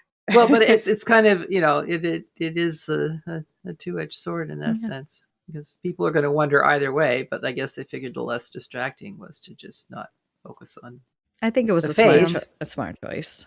I think so too. Yeah, I think so too. And the other copyright thing I wanted to shout out was about the color of Glinda's dress in the bubble. So it is actually in the stage show, they changed the color of her dress in the 1939 movie is pink. They changed it to blue for the stage show because of the litigiousness about it. And now they could change it back to pink, and they did for her final form. But they show in the middle, she has that dress that's blue and pink through each other when she first gets the bubble. So I think that's a reference to all of that. And just a shout out again to Paul Tazewell, who won the Oscar for the costuming last year and amazing could again this year. It was amazing. Even when she was getting ready for the wedding, and she had this just very plain dress on, And then they went to sing the song with the wizard before the wedding. Sorry. And she put like this sheer overlay on top of it. I was like, oh my, it was gorgeous. It was distractingly gorgeous. So I hope he wins. One thing that it's a quibble with the stage show as well as this is like, what happens to Buck after this? Right. He's now just a tin man out there doing what? I don't know. Being cranky and rusted. I was going to say, hopefully finding art. We're so different. We're the same and different. Yeah. What do we think of Morrible? Is she dead now or is she just imprisoned? I just found it interesting they left that so wide open dangling. Mm-hmm. Yeah. Because it could go either way. Mm-hmm. I mean, yeah. I guess they don't answer that in... Oh, does she die in the stage show? I can't remember. Somebody tell me. In the book, she definitely... Were either of you surprised by the reveal that the wizard was Elphaba's father? No. Not at all. Not at all. I was I was more surprised that he didn't know. Like how it seemed. Were you? Yeah, that's so funny. I was completely bought that. Why should he? It was a half an hour thing. I guess, but she's green. I don't know. I think that for me, I guess he has no other green children to compare it to. Maybe not. For me, there you go. That he knows of. The giveaway is, Jeff Goldblum's voice is so unique and iconic. Yeah. That in the first movie when he's singing, it's him. It's obvious. Like it's obviously him.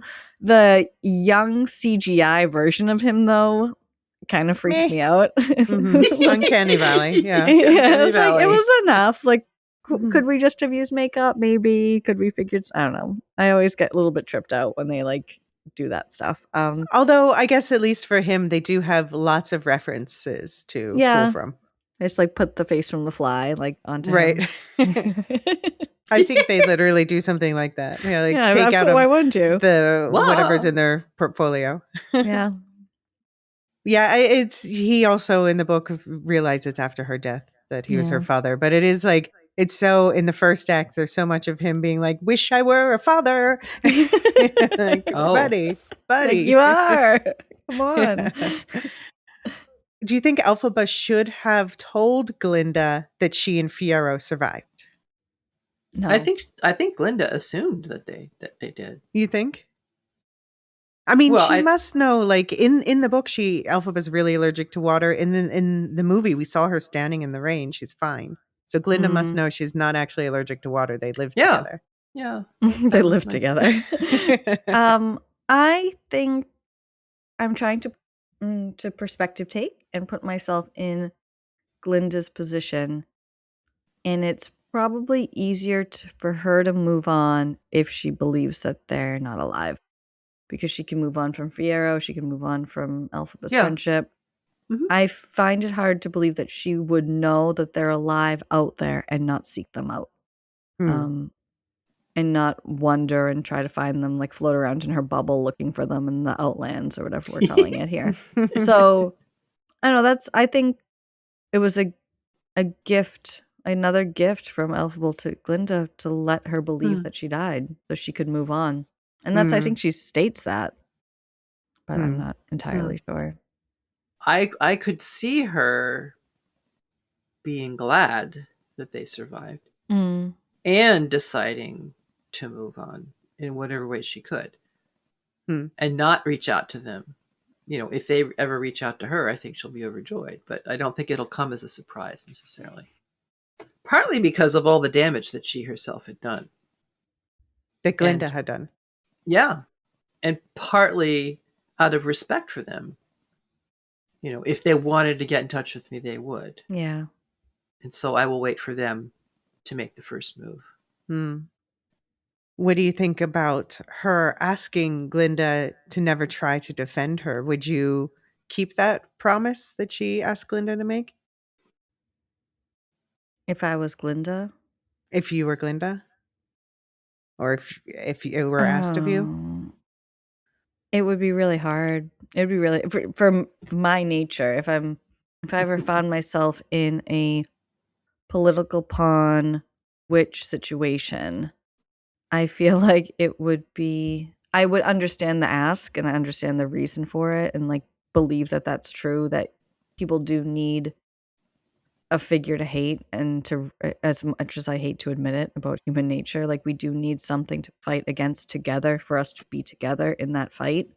And sometimes you have to be the villain in someone else's story, and I think that Elphaba sees that, but Glinda doesn't, and I think it's Glinda's nature to always want to protect her friend.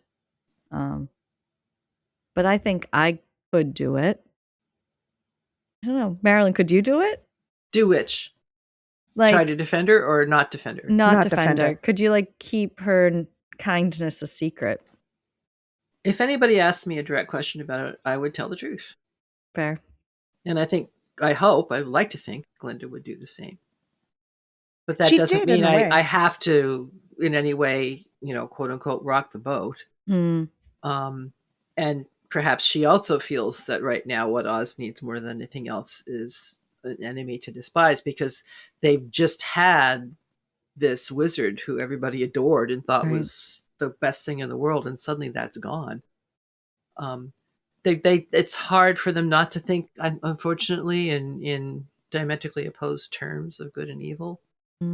I don't know if there's anything Glinda can do to help introduce a little more nuance into Oz, but they are used to having a figurehead. They are used to having one ruler. Exactly. So to change that social structure is a really big change when there's been so much unsettled. So particularly after the revelation of the fraud. Right. Who are you going to trust again? We often have as our happy endings in stories the overthrow of a dictator, of a tyrant. But then I always find interesting the stories that look at, well, then what? Yeah. Right. There's a power vacuum. How do you take a people that have never been accustomed to governing themselves and teach them how to do that in, 3 months to 3 years? Right. And all the disaffected people who are perfectly happy with the tyrant. Right. Are you going to kill them all? Are you going to put them all in institutions? Are you going to brainwash them all? My gosh. They're still there. They're still part of the society. So how do you deal with that? It's a big project. I mean, one thing I love about this story, the stage show version, the way it's staged is, when you open with that scene in the first movie, at the beginning of the play, where Glinda is, she's being, she's there to be like Ding Dong, the witch is dead from the original movie. But I was in tears the first time I watched the movie version of it, just to see how Ariana Grande, her eyes were just welling with tears with this fake smile. She acted it so well, and you just know the pain of like somebody else says something about Elphaba and her head kind of twitches, like but she can't say anything. So she's kind of doing, what we would say in the wheel of time. She's giving the Aes Sedai answers, where you can't, the Aes Sedai cannot lie, but they will construct the truth in such a way as to mislead in whichever way they need. And so I think that's what she has to do here.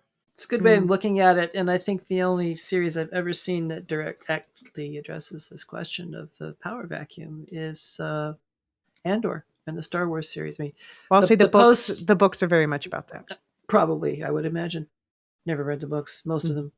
But the immediate post films of the original trilogy try to address that in some respect. And, it all falls apart, to my mind, remarkably quickly, although I suppose it was about 30 years. But anyway, it's a huge question. It is interesting. Big change from the stage musical, and definitely not in the books either. At the end of this movie, Glinda, we see her admit the animals back into Ozian society. So hurrah, although that's definitely going to be a rocky road. It's if these animals have stopped, don't know how to speak anymore. You can't just undo that in a snap of a finger. But she says she's going to try to change things for the better, and animals will regain their jobs and voices. And then the Grimmery opens for Glinda. That surprised me. Yeah. That really surprised me. Me too. It surprised everyone. Because we didn't see anything of good that resulted from this book. Mm. 2 very lengthy films. Yeah, and the whole premise for Glinda was that she didn't have power. She sought power, like magical powers. She sought it. She never could really get there. She always felt like a fraud and an imposter. So this was a great like redemption moment. But where does it suddenly come from? Like what happened? Just yeah, I didn't. It needed to happen just to put a bow on the movie, I think, and just to wrap it up in like a magical way. But I don't know. I thought I didn't really track for me either. So I'm with you guys. I thought they were trying to hark back to her strong and potent desire to be able to do magic. Mm. And so this was supposed to be like almost a consolation prize of, yeah, you've lost your best friend and the love of your life as much as you ever had one. So here, now you can do magic. But and the Glinda that I saw at the end of the film, I don't think she would have been so thrilled by that anymore. It seems like a big burden. And wings really on monkeys and dangerous weapon. Right. Yeah. Yeah. Yeah. I mean, I have mixed feelings about it. It was like fun in the moment, but it does, I suppose, undermine the arc where she just accepts that she doesn't have those magical powers. Right. Because most people don't. Right. It doesn't mean that she's not special and she can't be something more important than that. So, I mean, yeah, I have mixed feelings about that. Maybe they were trying to convey the notion that the book only opened to someone who was truly good, regardless of magical ability, quote unquote, whatever that is. Because Morrible was a more powerful magic user than either Glinda or Elphaba at the beginning. And it wouldn't open for her. That was the whole point. Yeah. Because I'm interpreting that as meaning she was really bad. So it would never open for her. But Glinda is finally able to take on this power with responsibility because she has shifted. She's not self-centered anymore. She genuinely wants to do good and has that capacity. So, okay, we'll open for her. All right, fine. I mean, that's rather, to my mind, something of a simplistic fairy tale ending version, which it just didn't fit with the whole tone of the rest of the films as I saw it. But I liked that the real last frame was it recreated the famous Broadway poster. It was, Nichole, as you said, them at their picnic with their friends in college probably was their happy place that they retreat to in their hard moments. And that's a moment where you see the change for good in middle progress, that bond happening that leads to a change that affects an entire world. Did either of you have any final thoughts about the film? I enjoyed it. And the more I know last time, in our first half, this one shot, I said I liked the first movie better.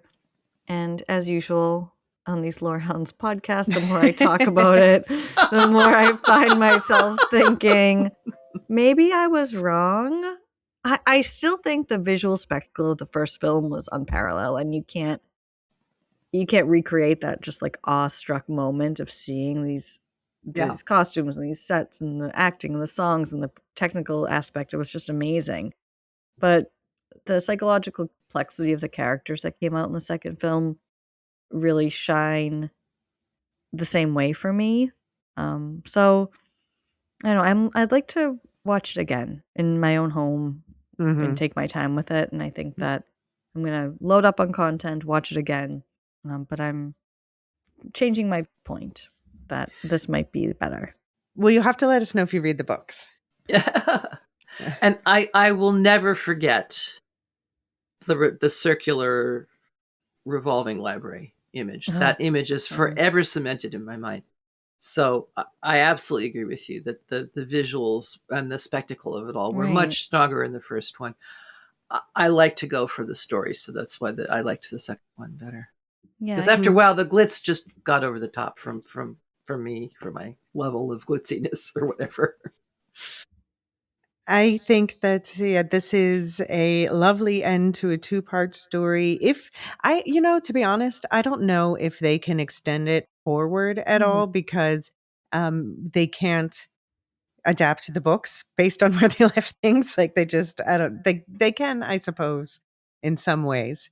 I don't know. We'll talk about it on the other side of the break, but I'm happy if they leave it here And was it you, Nichole, saying like they should make a kids cartoon about young Alfie and young Glinda, even though they're in they're opposite gonna parts of the find world? a way to continue this franchise to make it accessible for a young audience, just to keep these characters in play. And they're gonna, the Tin Man and Scarecrow gonna get into some wild hijinks, and Toto's there too. It's just gonna be this serialized thing. As much as that would diminish Gregory the academic Maguire, integrity. ask for the money. Ask for the money up Well, front. that's just it. I mean, the Yeah. money's there to be made.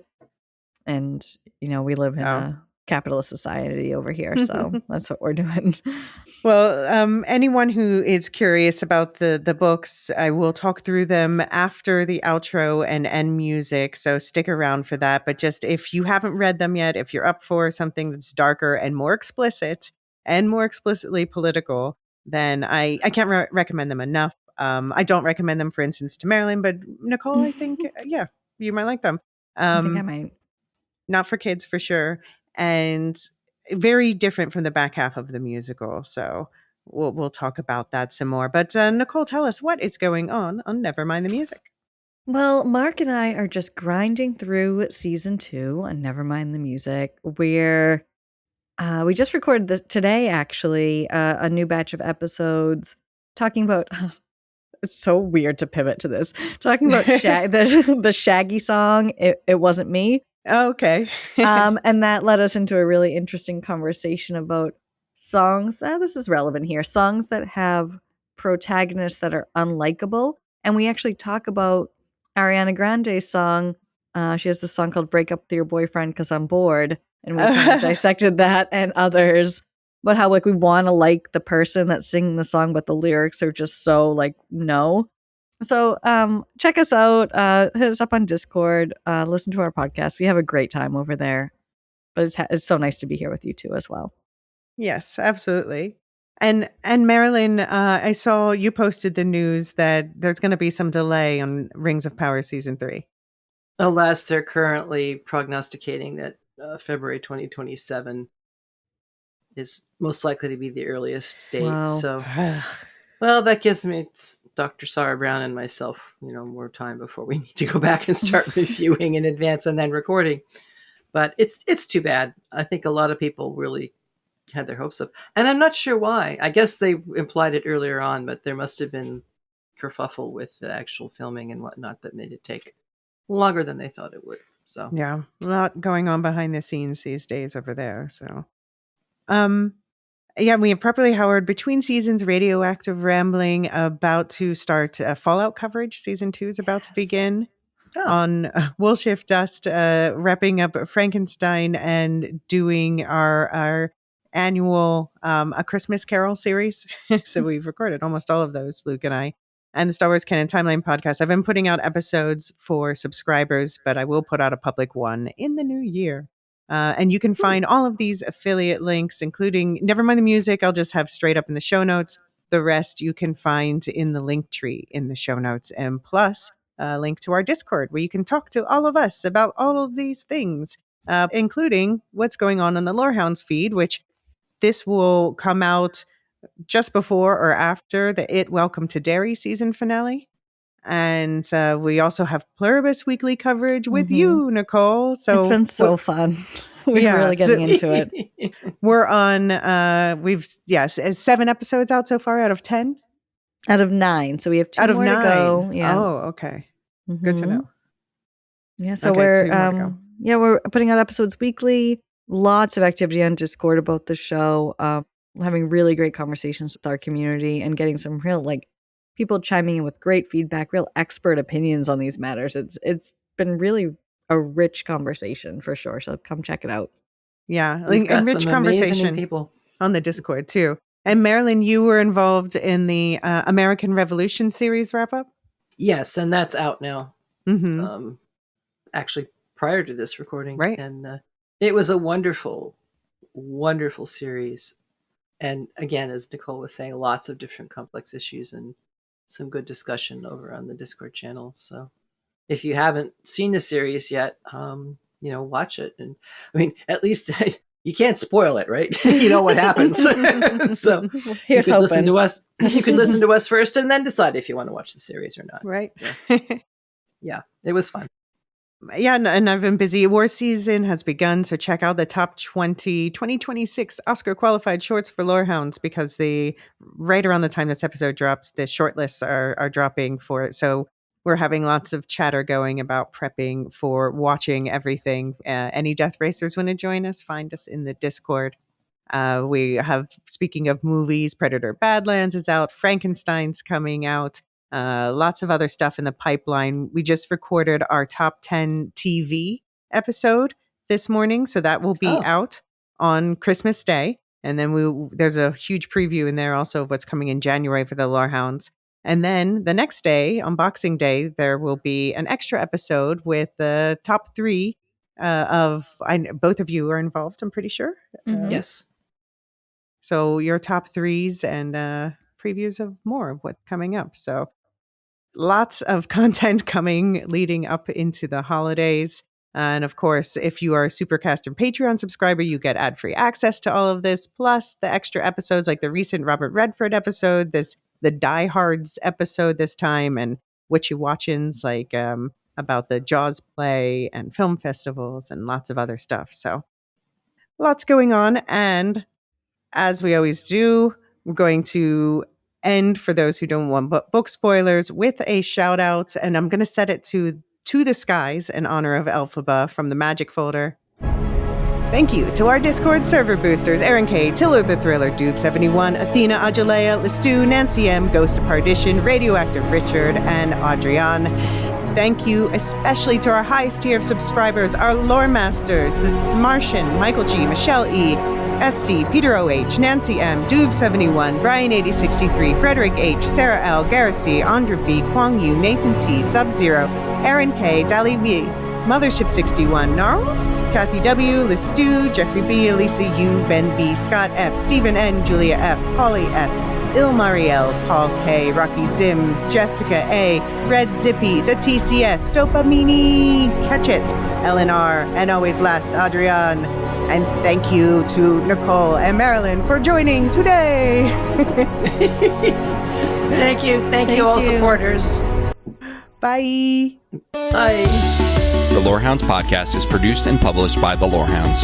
You can send questions and feedback and voicemails at thelorehounds.com/contact. Get early and ad-free access to all Lorehounds podcasts at patreon.com/thelorehounds. Any opinions stated are ours personally and do not reflect the opinion of or belong to any employers or other entities. Thanks for listening.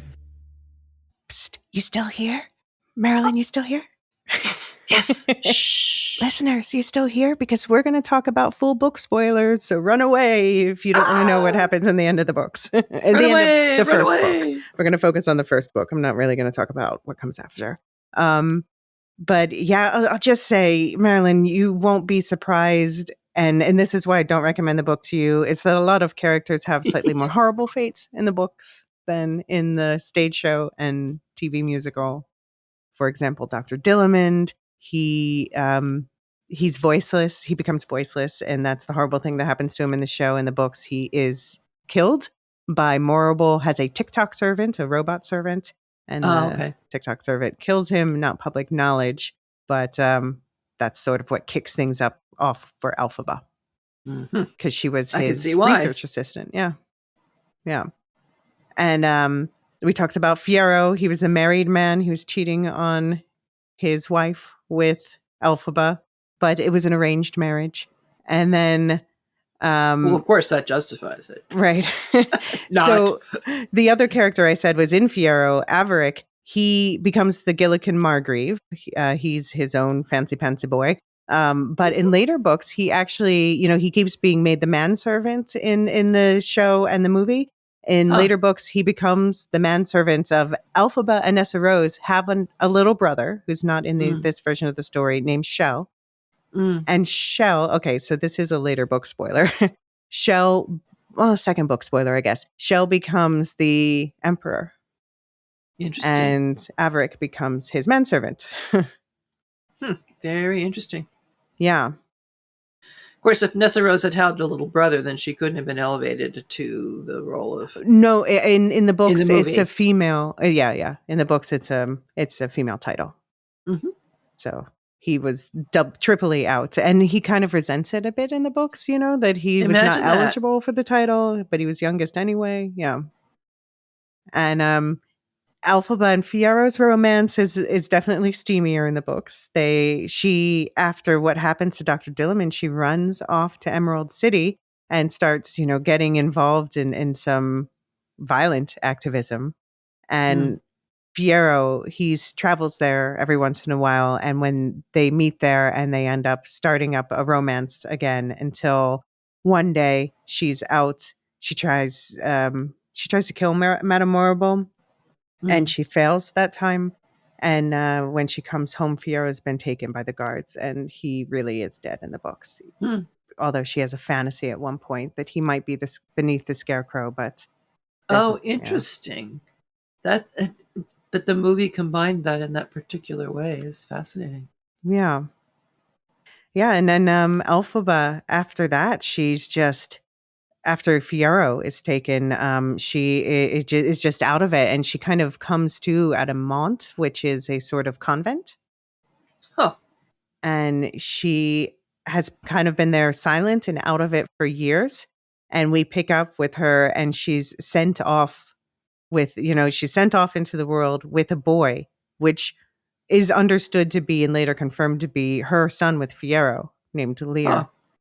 But she kind of can't acknowledge that it's her son with Fiero. Like, she can't handle it. But then she ends up going to Kiamuko, where Fiero's wife lives, and moves in with his wife and her sisters. You know what this is sounding like? It's really sounding like a soap opera. I mean, sure, there's that, yeah.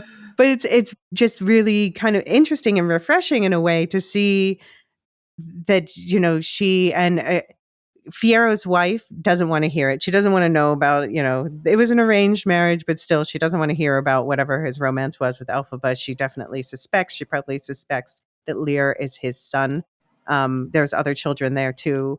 And there's kind of like a half understanding that they are siblings, in fact. But there's something refreshing about the way that they still just she just moves in with them and becomes a part of the family. And they are this mixed, weird family for years. So that's a major part that's cut out of the shows. Obviously, there's just years of her in the Vinkus, and on the way there, Elphaba and Lear rescue a monkey. They also rescue a dog who's important, a wolf, but the monkey becomes Chistery. Yeah, Elphaba just kind of takes over a tower, and she conducts her experiments with the grimoire, which she finds at Kiamuko. And Nanny, who is human, joins them, and he's taking care of Elphaba. She's taking care of Elphaba and Lear, and she's actually one of the longest lived characters in the books. Sounds like an accomplishment. Yeah. And in the books, the Tin Man's not Bach either. It's a random Munchkinland man whose girlfriend's mom came to Nessa Rose for help, ending his relationship with her daughter because she thought he was not good enough for her daughter. And Nessa Rose cursed him to chop off his own limbs, and he kind of got oopsied into a Tin Man. So Grimdark comes to Oz. Yeah, and Bach, I mentioned it. If anyone listened after the break last time, but Bach, he just ends up marrying a Munchkinland woman and becoming kind of, white picketed fenced, where he just wants things to be calm and normal. He's no longer an activist. He's, wants a steady life. When Elphaba comes to see him later, he's like, I cherish our friendship, but you're on your own here, kiddo. Yeah, I can get that reaction. Yeah. I can understand it. Yeah. I'll say about the Scarecrow, I said that eventually Shell takes over as emperor. There is a time on either side of Glinda's reign that they have a Scarecrow in power, originally the Scarecrow. And then another one later who's drunk, but they try to pass off as the same man. So it's clearly a straw man reference. They're setting up straw men. Sure. Ba-dum-bum. Yeah. And yeah, Elphaba herself actually allergic to water, so does really die when Dorothy kills her, but Dorothy kind of kills her by accident. She didn't really mean to kill her. Mm-hmm. Well, that's consistent certainly with the 1939 film. Mm-hmm. And I can't remember in Baum's book if it was intentional or not. I think it was. I think it was more intentional in Baum's book, and then Hollywood stepped in and said, nah, it has to be a mistake, that she's trying to save the Scarecrow who's on fire, and she manages to, kill the witch, because she didn't even know that throwing water over was going to melt her. Right, exactly. Yeah, who would think that? That iconic moment has been frozen into the minds and memories. So many people down to this day, that witches hate water. Mm. But they might have also been giving a very dim acknowledgement of the commonality of this notion that water is an inhibitor for any kind of magic, particularly darker magic.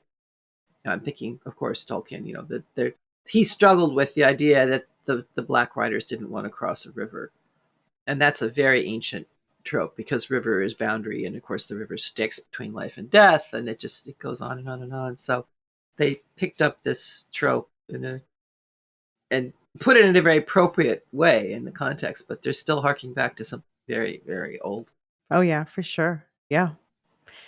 And yet the other thing, I'm kind of glad in the movie. I mean, it makes sense that we see Elphaba grow more bitter as her life progresses.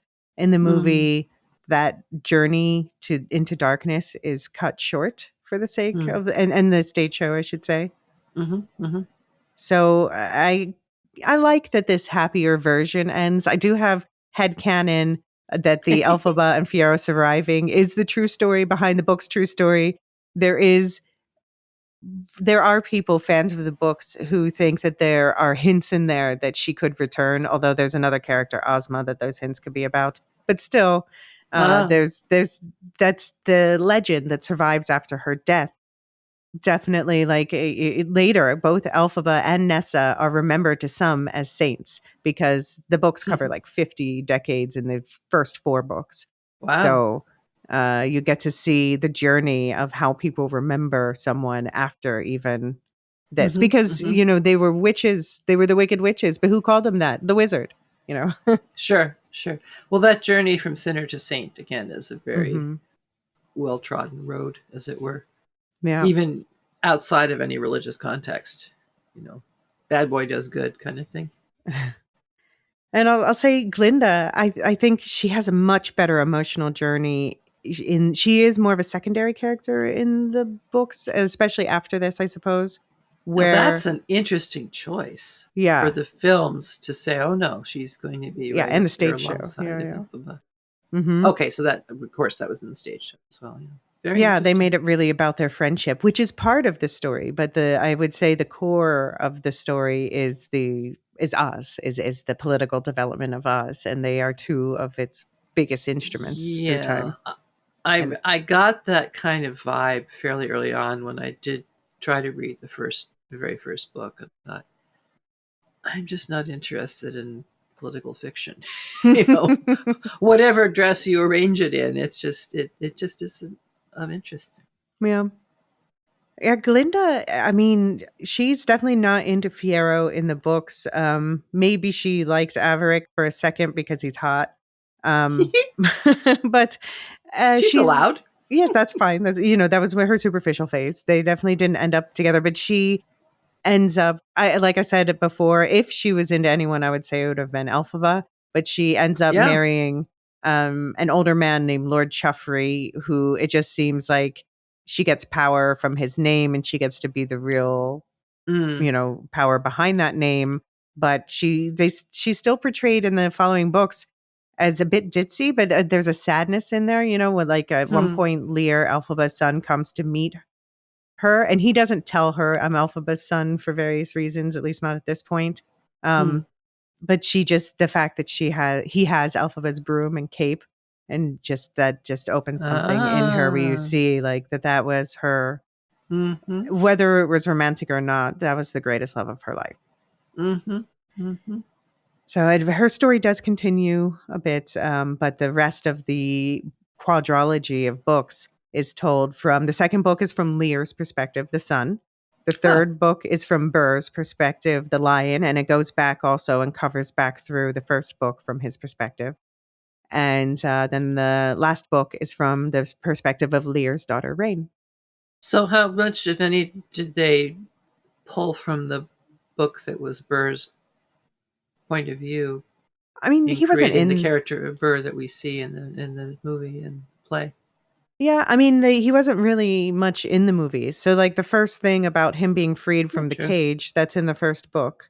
The part about him coming back and talking here, they added, but that makes sense. But yeah, they didn't really talk much about that. And I would say his perspective book, it does go back and cover it, but it is set, like, I don't know, a while after the original book for the most part. It's about his story after that. And Reckoning, I suppose it's his attitude about Elphaba that we saw, about, you took me from my safe spot. That's something he's reckoning with in the third book. Well, I'm glad he does do that eventually. Yes. Yes. So, Marilyn, books not for you. That's why you don't mind being spoiled. But I would say anyone who's listened and is intrigued, even though I've told you a bunch of spoilers, there is so much rich character development and storytelling left to discover. This is one of those. We know the spoiler. We know, they tell us at the beginning of the stage show, bye-bye Elphaba. It's not about the destination. It's about the journey. Whether or not you are on a yellow brick road. Right, exactly. Which may or may not be well maintained because bureaucracy. Yes. Well, thank you, Marilyn, for sticking around to talk through the book stuff with me. Are you surprised at all by it, or is it what you expected?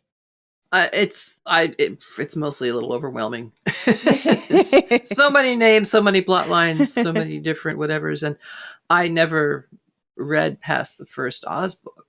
Right. All those years ago, the Balm books. So my very best friend had read most, if not all of them, and there were some she particularly liked. Like, I think she liked the Ozma cycle. But Ozma's a big character in this. Yeah. I mean, a big figure, I should say. Yeah.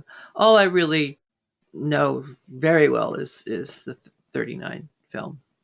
And I never saw The Wiz, and I regret that. I should probably see it sometime. Yeah, you still can. But yeah, I'm sure it's streaming somewhere. I just have to. Yeah. I think you search it out. Yeah, you can definitely find it. Well, thank you again for chatting about this with me. And if anyone has any thoughts about the books or the play or the original movies or any of them, stop into our Discord or send us an email at lorehounds@thelorehounds.com. Yeah, and thanks so much for asking me to take part in this. It's fun to finally bring it to a close. Over, what's it been, a 2-year period? No, well, yeah, sort of 2 years. Yeah. I guess 1 year because the last film was 1 year, but ago. Within a 12-month period kind of thing. Right. Whatever. You tell us what it's been, folks. Thanks for listening. Thank you. Bye. Bye-bye.